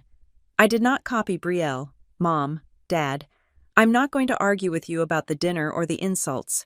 But 10 minutes ago, I reported the signature on the home equity loan dated October 14th to the bank's fraud unit. I have provided them with my flight records proving I was in San Francisco that day. I'm not asking for an apology anymore. I am letting the paperwork speak. The bank will be contacting you shortly. Harper. I sent it. Then I went back to work. An hour later, Mr. Henderson called me into his office again. This time, the compliance director, Sarah, was there too. Harper, Sarah said, smiling. We finished the forensic review of the anonymous email and your conflict of interest disclosure. And I asked, and you are cleared, she said. In fact, we found that the details in the anonymous email regarding the shell companies were technically inaccurate in a way that suggests the sender did not understand how LLCs work. It confirms your theory that it was a layperson trying to sound professional. We are closing the file, Mr. Henderson added, and Harper. We are putting a block on any external emails coming from the IP address associated with your sister. She cannot contact anyone at this firm again. Thank you, I said. I walked back to my desk feeling invincible. My professional reputation was intact. The firewall was holding, but the firewall at home was crumbling. At 3 o'clock, my office phone rang. It was the direct line, not my cell. Only a few people had this number. It was Gary. Harper, he whispered. He sounded like he was hiding in a closet. He sounded terrified. I did not hang up. The bank called. He said, his voice cracked. They called the house line. They want to speak to both of us. They mentioned the FBI. Harper, they said something about wire fraud because the loan was processed across state lines. I said nothing. I let the silence stretch. Harper, you have to stop this, he pleaded. Your mother is not handling this well. She is saying you are bluffing. She is saying we just need to get you to sign a reaffirmation of debt. She thinks if you just sign a paper saying you forgot you were there, it all goes away. She wants me to commit perjury. Dad, I said, she wants me to lie to federal agents to cover up a felony you both committed. We did it for the family, Gary cried out, losing his whisper. We were drowning. Harper, the business slowed down. The house needed a roof, and Brielle, she needed a start. We thought if we just took the loan, we could pay it back before anyone noticed. We never meant to hurt you. You stole my equity. Dad, I said, you put my name on a 6-figure debt without asking me. That is not helping the family. That is using me as collateral. Just meet me, he begged. Not your mother, just me. I will drive to the city. I will meet you at a coffee shop. Anywhere. Please, I am 62 years old. Harper, I cannot go to jail. I felt a pang of pity, sharp and deep. He was a weak man, a man who had let his wife steer the ship into the rocks. But he was still my father. I cannot stop the bank. Dad, I said gently, once the fraud report is filed, it is out of my hands. It is an institutional process now. The only thing you can do, the only thing, is to stop listening to Mom and get your own lawyer. A criminal defense lawyer. There was a sob on the other end of the line. Then the line went dead. I stared at the phone. Diane had likely walked into the room and caught him. She would be furious. She would be telling him that I was the villain, that I was bluffing, that she could charm her way out of a federal investigation. She was wrong. At 5 o'clock, I began packing up my bag to leave. I felt drained. I wanted to go home, order takeout, and sleep for 12 hours. But my phone pinged with a notification from the Urban Key Portal, the management app I use to oversee my properties. Alert viewing. Scheduled. Property. The Foundry Lofts. Unit 4B. Requester tenant. Brielle Parker. Notes. Private showing for prospective buyer. I froze. Prospective buyer. I clicked on the details. The appointment was set for tomorrow at 1 o'clock in the afternoon. The notes, entered by the concierge who handled the building's bookings, read tenant requests access for VIP guest. Tenant states unit is for sale by owner and needs guest parking. My jaw tightened. Brielle was not just squatting. She was trying to sell the loft. She was going to bring someone into my property, pretend it was hers, and try to extract a deposit or an investment from them before the eviction notice hit. It was the ultimate con. She was selling the Golden Gate Bridge. She was selling the Eiffel Tower. She was selling my apartment. I called Elena immediately. She is trying to sell it. I said, my voice rising in disbelief. She listed it as, for sale by owner. She can't sell it, Elena said. Her voice calm but sharp. She doesn't have the deed. She can't transfer title. I know she can't close the deal, I said. But she can take a deposit. She can get a check for $10,000 or $20,000 from some unsuspecting investor and then vanish. She is desperate. Elena, the money from the parents is gone. The credit cards are frozen. She needs cash to run. We need to stop her.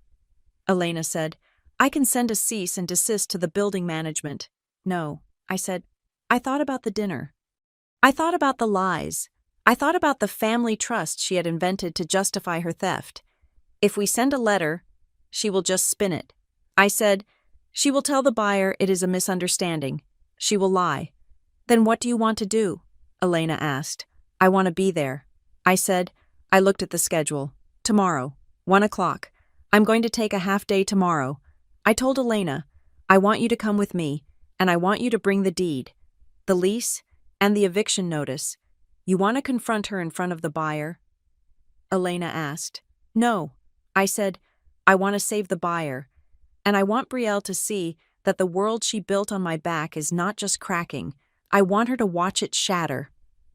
I hung up the phone. I opened the folder on my computer one last time. I looked at the files, the voicemail, the text messages, the forged loan document, the tax deferment. I had enough to put them all in prison. But prison was abstract. Prison was a legal concept. Tomorrow, the consequence would be visceral. Tomorrow, Brielle would try to sell a lie, and I would be standing in the doorway with the receipt. I closed my laptop. I walked to the window and looked out at the Chicago skyline. Somewhere out there, in the riverfront district, my sister was likely fluffing pillows and practicing her pitch, telling herself she deserved this, telling herself that the world owed her a living. She was about to learn that the only thing the world owed her was the truth, and the interest rate on the truth was compounding daily. The elevator ride to the 4th floor of the Foundry Lofts was the longest vertical journey of my life. It was not a slow elevator. It was a high-speed industrial lift designed to whisk residents to their penthouses in seconds. But time distorts when you are about to demolish your own family's last illusion. I stood in the corner of the steel cabin. To my left was Elena, holding a black leather briefcase that contained the legal reality of the situation. To my right was Mr. Gable, the senior property manager from Urban Key. He looked uncomfortable, shifting his weight from one foot to the other. He was used to dealing with leaky faucets and noise complaints, not a sting operation involving the owner's sister. "We are just going to do a standard inspection," I reminded him, my voice calm. "We are confirming occupancy and checking for unauthorized subletting activity. That is all." Mr. Gable nodded, wiping a bead of sweat from his forehead. "Right. Standard inspection." I checked my phone one last time. The listing was still active on a private local real estate forum. Luxury riverfront loft, off-market opportunity, cash buyers only, immediate possession. The photos were unmistakable. There was my sofa. There was the art I had helped Brielle hang. And in the description, the seller listed only as B. Parker claimed to be the sole owner looking for a quick close to fund an international expansion. She was asking for $450,000. The elevator chimed. The door slid open. We stepped into the hallway. It smelled of eucalyptus and desperation. The door to Unit 4B was propped open with a heavy ceramic doorstop. Music was drifting out some generic, upbeat jazz playlist designed to make people feel wealthy. I could hear voices inside. I signaled for Elena and Mr. Gable to wait just out of sight. I needed to walk in first. I needed her to see me before the trap snapped shut. I walked through the doorway. The loft looked magnificent. The afternoon sun was streaming through the floor-to-ceiling windows, illuminating the dust motes dancing in the air. Brielle had staged the place aggressively. There were fresh flowers on the island. A bottle of champagne was chilling in a silver bucket. And there, standing in the center of the living room, was the cast of the play. Brielle was wearing a white pantsuit that looked tailored and expensive. She was gesturing expansively to the view. Gary and Diane were there, too. My father was sitting on the sofa, looking like a prop, holding a magazine he was not reading. My mother was standing by the kitchen, arranging a platter of artisanal cheeses. They were filling out the room, making it look lived in, loved, and stable, and facing Brielle was a man I recognized from his LinkedIn profile, Marcus Sterling, a local angel investor known for buying distressed properties and flipping them. He was wearing a sharp gray suit and looking at the ceiling beams with a critical eye. "And the assessments are fully paid, Mr. Sterling was asking. "Oh, absolutely," Brielle said, her voice dripping with charm. "The building is in perfect financial health, and as the owner, I have handled all the capital improvement levies up front." I stepped fully into the room. "That is interesting," I said, my voice cutting through the jazz music, because the last time I checked, the owner was a limited liability company, not an individual. The room froze. Brielle spun around. Her smile faltered, twitching at the corners, before she plastered it back on with terrifying force. "Harper," she exclaimed, though her eyes were darting frantically to the door behind me. "What a surprise I did not know you were coming to visit today." She turned to Mr. Sterling, letting out a breathless laugh. "This is my sister, Harper. She loves to drop by. She is very family-oriented." Diane stepped forward, wiping her hands on a napkin. Her face was a mask of warning. "Harper," she said through gritted teeth, "we are in the middle of a meeting. Perhaps you could come back later, or go wait in the guest room." I did not move. I stayed planted on the hardwood floor I had paid for. "I do not think I will wait." "Mom," I said, "I think Mr. Sterling might be interested in what I have to say." Mr. Sterling turned to me. He was a sharp man. He sensed the shift in atmospheric pressure immediately. He looked from Brielle's frozen smile to my flat expression. "And who are you exactly, Mr. Sterling asked. "I am the reason this unit is not for sale." I said. Brielle laughed, a high, brittle sound that bordered on hysteria. "She is such a joker," Brielle said, reaching out to touch Mr. Sterling's arm. "She has a very dry sense of humor. Ignore her. Now." About the closing timeline, I stepped aside and motioned to the hallway. Elena and Mr. Gable walked in. Mr. Gable was wearing his urban key lanyard.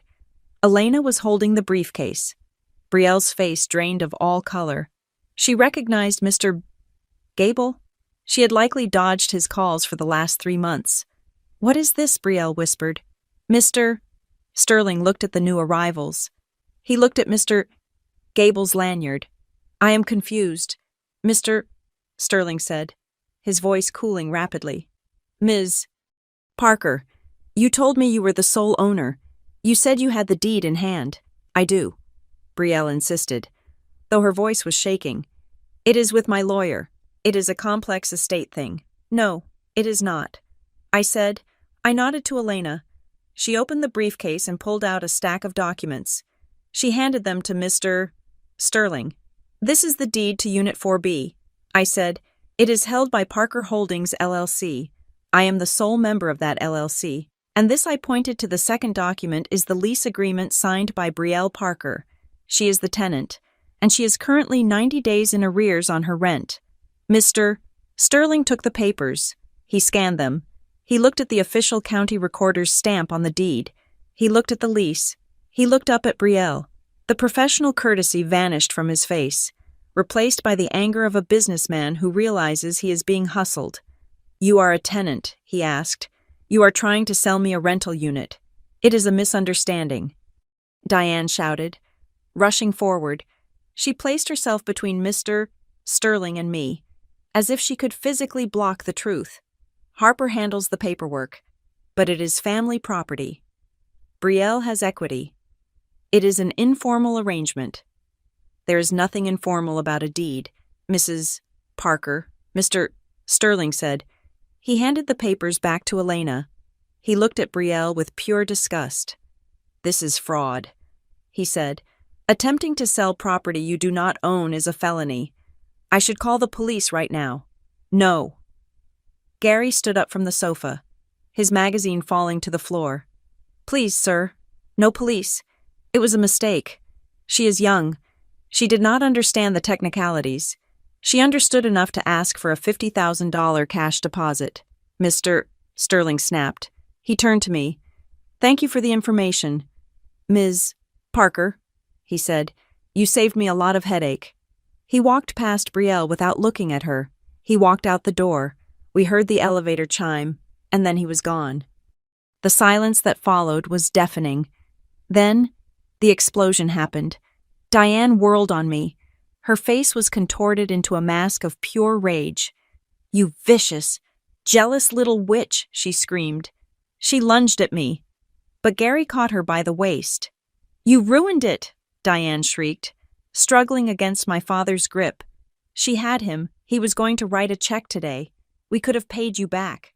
We could have fixed everything. Why do you have to destroy her? I looked at her calmly. "You were going to take $50,000 from that man," I said, "and when he found out you could not transfer the title, he would have sued you. He would have sent Brielle to prison. I did not destroy her. Mom." I stopped her from committing a crime that would have put her behind bars for 10 years. "I do not care," Brielle screamed. She had collapsed onto the island, sweeping the flower vase onto the floor. It shattered, water and glass spraying everywhere. "You just cannot stand it," Brielle sobbed. "You cannot stand that I have vision. You cannot stand that I am special. You have to humiliate me. You brought people here. You brought strangers to see me fall. You brought the stranger." "Brielle," I said, "you invited a buyer to my house. I just brought the truth." Gary was weeping now, holding Diane. "Harper, please, just go. You made your point. Just go." "I am not going," I said. I turned to Mr. Gable. "Mr. Gable, please proceed with the inspection." Mr. Gable nodded nervously and took out his clipboard. He began walking around the room, taking photos of the white painted brick, the unauthorized light fixtures, the shattered vase. Brielle watched him, her eyes wide with panic.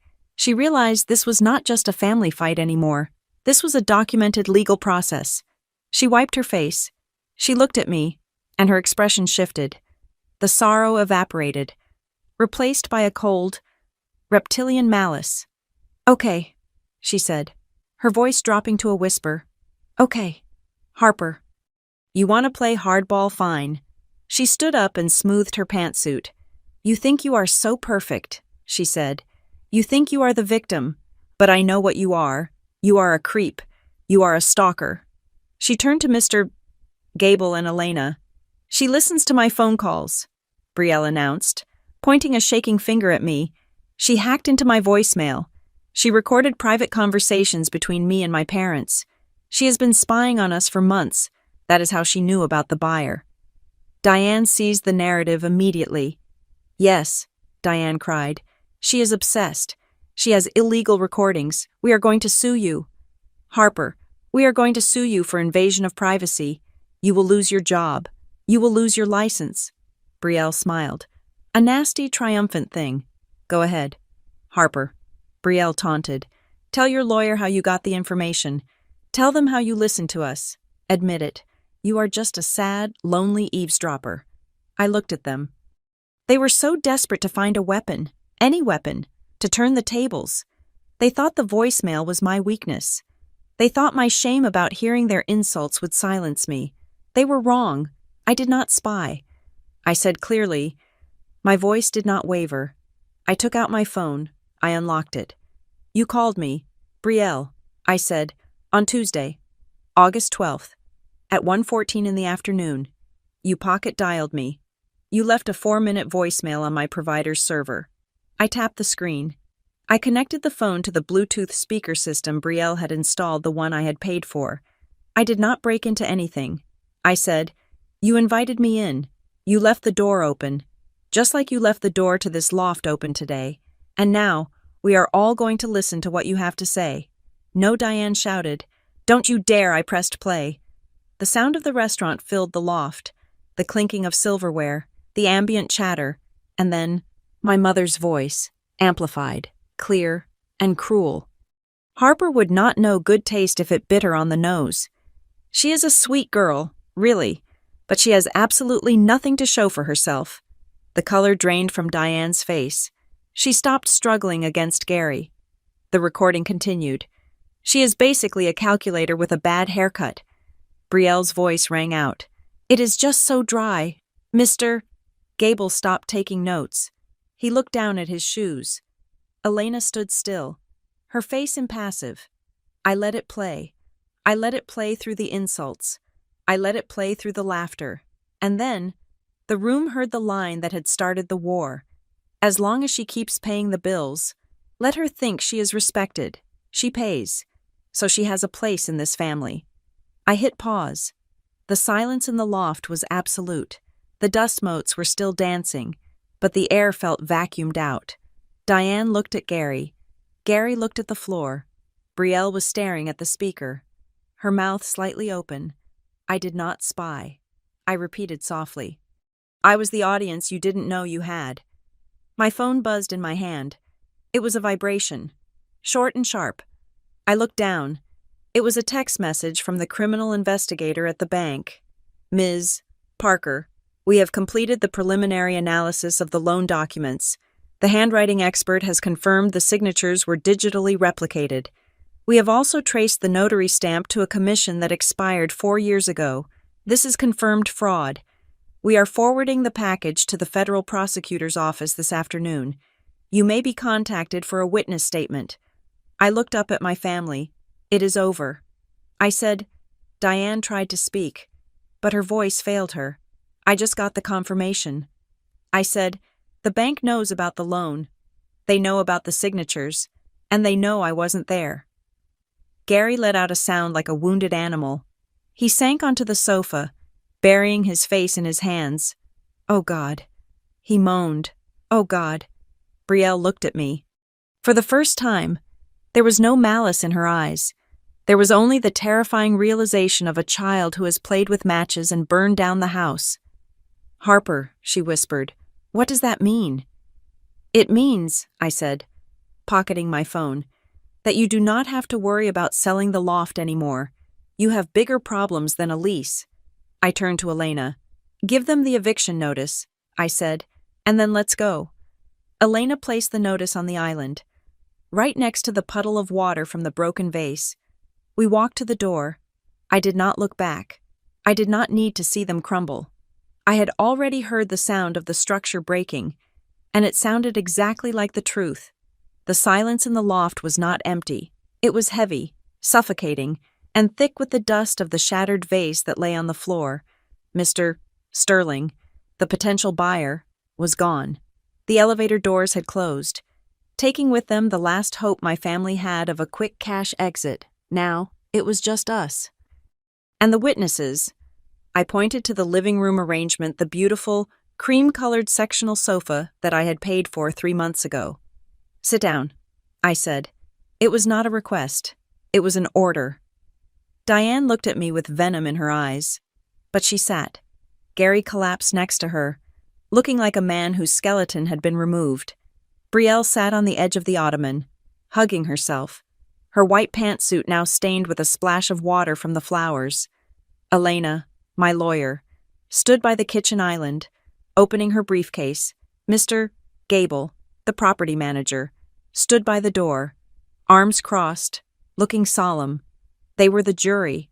They were the proof that this was no longer a private family squabble. Diane cleared her throat.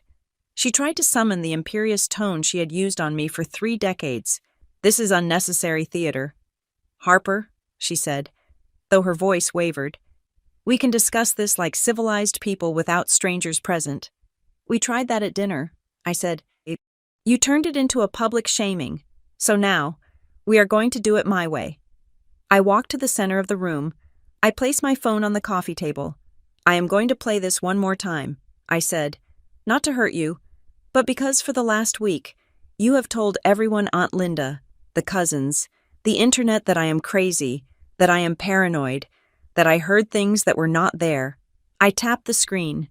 The audio filled the room again, the sounds of the restaurant, the laughter. She is basically a calculator with a bad haircut. Brielle flinched. "As long as she keeps paying the bills, let her think she is respected." Diane looked away, staring fixedly at a spot on the wall. "She pays, so she has a place in this family." I stopped the recording. "That is the baseline," I said. "That is the contract you wrote for me. I pay. I get a seat at the table. I stop paying. I become the enemy." Diane stood up abruptly. "You are the one who betrayed us," she shouted, her voice shrill. "You recorded a private moment. You set a trap. You have humiliated your sister in front of an investor. And now you are humiliating us in front of your employees. That is not what family does. Harper, family protects each other." I looked at her.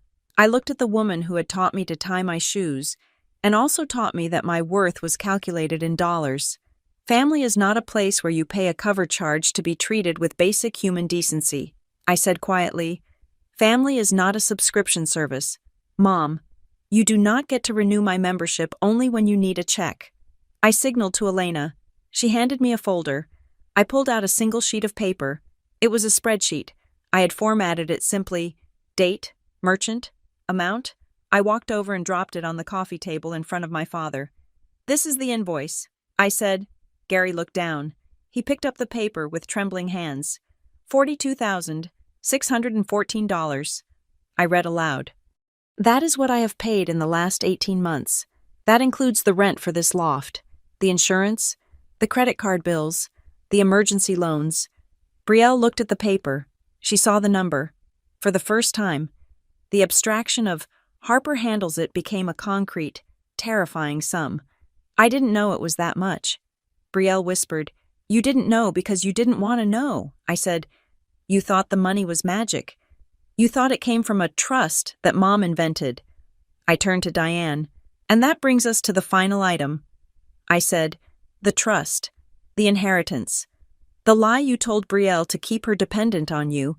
and the lie you told yourself to justify stealing from me. I pulled out the last document, the bank investigation report regarding the home equity line of credit. Diane's eyes locked onto the bank logo. Her face went from red to a terrifying shade of gray. "The bank called me today," I said. My voice was devoid of emotion. It was the voice of the auditor. They finished their preliminary review of the loan documents for the house. Specifically, the refinance you did 2 years ago. Gary made a sound like a whimper. They found that the signature listed as Harper Parker was a digital forgery. I continued, and they confirmed that on the day the document was notarized in Illinois, I was at a conference in San Francisco. I let the words hang in the air. "That is wire fraud." "Mom," I said, "that is bank fraud. That is punishable by up to 30 years in federal prison." Brielle looked from me to Diane. Her eyes were wide with horror. "Mom," Brielle asked, her voice high and panicked. "Mom, what is she talking about? You said Harper signed it. You said she agreed to leverage her credit to help us." Diane did not answer. She was breathing shallow, fast breaths. "You lied to her too." I said to Diane, "You told Brielle I was the one holding the purse strings, that I was the one making her beg, when in reality, you were the one stealing my identity to fund a lifestyle you could not afford. You used my name to dig a hole, and you threw Brielle into it." Brielle stood up. She looked at her mother. The realization hit her like a physical blow. The narrative she had clung to, that she was the golden child, and I was the miser, dissolved. She realized she was not the princess. She was the accomplice. "You told me she knew," Brielle screamed at Diane. "You told me Harper was fine with it. You said she was good with money, so she could take the hit." "I did it for you," Diane shouted back, finally snapping. She slammed her hands on her knees. "I did it for this family. I wanted you to have a chance." "Brielle, I wanted us to have nice things. Is that a crime? To want your children to shine? It is a crime when you commit a felony to do it." I said. Diane sneered at me. "Oh, stop it. You are not going to send your own mother to jail. You do not have the stomach for it. You are too soft. You are just trying to scare us." I looked at Elena. Elena stepped forward. "Ms. Parker," Elena said, her voice cool and professional. "The bank has already flagged the file. Once the fraud department confirms a synthetic identity was used, they are required by law to refer it to the federal prosecutor. Harper does not have to press charges. The bank does. And the bank always presses charges." Diane froze. The bluff was gone. The reality of the federal legal system had entered the room. Gary stood up slowly. He looked older than I had ever seen him. He looked at Diane. Then he looked at me. I knew. He whispered. "Gary," Diane hissed. "Shut up, no," Gary said, his voice gaining a sudden, surprising strength. "No, Diane, I am done." He looked at me, and tears began to stream down his face. "I knew about the signature." "Harper," he said. I stood there and watched her copy it. "I knew about the voicemail. I knew about the insults. I sat there and I let it happen. Why, I asked. Why?" "Dad." "Because I was afraid of the noise."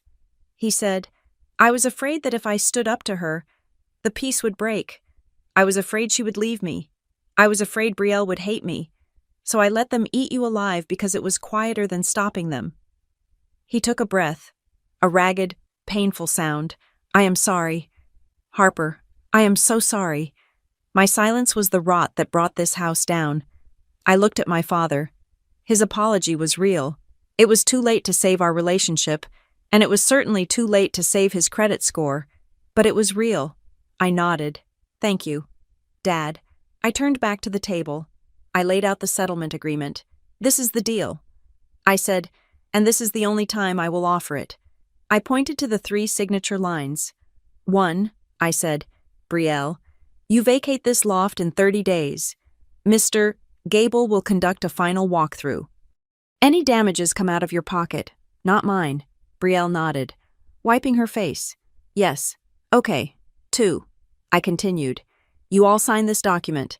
It states that I have no financial obligation to any of you. It acknowledges that the debts incurred in my name were unauthorized. It is a firewall. If you ever try to open a card, a loan, or a gym membership in my name again, this document goes straight to the police and the bank." Diane asked, her voice trembling. "What about the investigation? I cannot stop the investigation." I said, "But if you sign this, and if you agree to liquidate the house to pay back the bank before the indictment comes down, I will write a letter to the prosecutor. I will say that we have reached a civil restitution agreement. It might keep you out of prison. It might just get you probation. But you will lose the house." Diane stared at me. "Lose the house. But that is our home. That is my image. Your image was bought with stolen money." "Mom," I said, "it is gone." Diane looked at the paper. She looked at the luxury loft she was about to lose. She looked at her husband, who was no longer on her side. She looked at her favorite daughter, who was looking at her with horror. She realized, finally, that she had no cards left to play. She picked up the pen. She signed. Gary signed next, then Brielle. I took the document. I handed it to Elena. "We are done," I said. I turned to leave. "Harper," Diane said. She was still sitting on the sofa, looking small and defeated. "I did it for the family. You have to believe that." I stopped at the door. I looked back at them one last time. The tableau of a family that had consumed itself. "You didn't do it for the family." "Mom," I said, "you did it for power. You did it because you wanted to control how the world saw you. Family was just the label you pasted on the victims." I walked out the door. Mr. Gable followed me. Elena followed him. We stood in the hallway waiting for the elevator. "I will have the locks changed on the 31st day," Mr. Gable said, "and I will make sure the listing is taken down." "Thank you," I said. I rode the elevator down to the lobby. I walked out onto the street. The air in the riverfront district was cool and smelled of the river. It was the smell of my city. I took out my phone. I had one last thing to do. I opened the family group chat, the one with Aunt Linda, Cousin Mike, and all the people who had liked Brielle's posts calling me toxic. I attached 2 photos. One was the bank fraud alert confirming the forged signatures. The second was the spreadsheet showing the $42,000 I had paid. I typed a single message: "I have stopped paying. The bank is handling the fraud investigation regarding the stolen identity. Anyone who wants to judge me is welcome to do so. But please judge me on the receipts, not the rumors. I wish you all well." I hit send. Then I left the group. I walked to my car. My phone buzzed in my pocket. I knew it was blowing up. I knew Aunt Linda was gasping. I knew the cousins were frantically texting each other. I did not look. I got into my car. It was a sedan with 112,000 miles on it. It was gray. It was sensible. And it was fully paid for. I started the engine. I drove away from the loft, away from the image, away from the noise. They used to call me the stable one. They meant it as an insult. They meant I was boring. They meant I was static. But as I merged onto the highway, watching the skyline recede in my rearview mirror, I realized they were right. I was stable. I was the ground. And when the earthquake came, I was the only thing left standing. Thank you so much for listening to this story. It was a wild ride, and I hope you enjoyed seeing Harper take her power back. I would love to know where you are listening from today. Are you tuning in from New York, London, Sydney, or somewhere else? Drop your location in the comments below. Let's see how far Harper's story has traveled. And if you enjoyed this story, please subscribe to the channel Maya Revenge Stories. Hit that like button and smash the hype button to help this video get recommended to more people who need a little justice in their lives. Your support means the world to us. See you in the next story.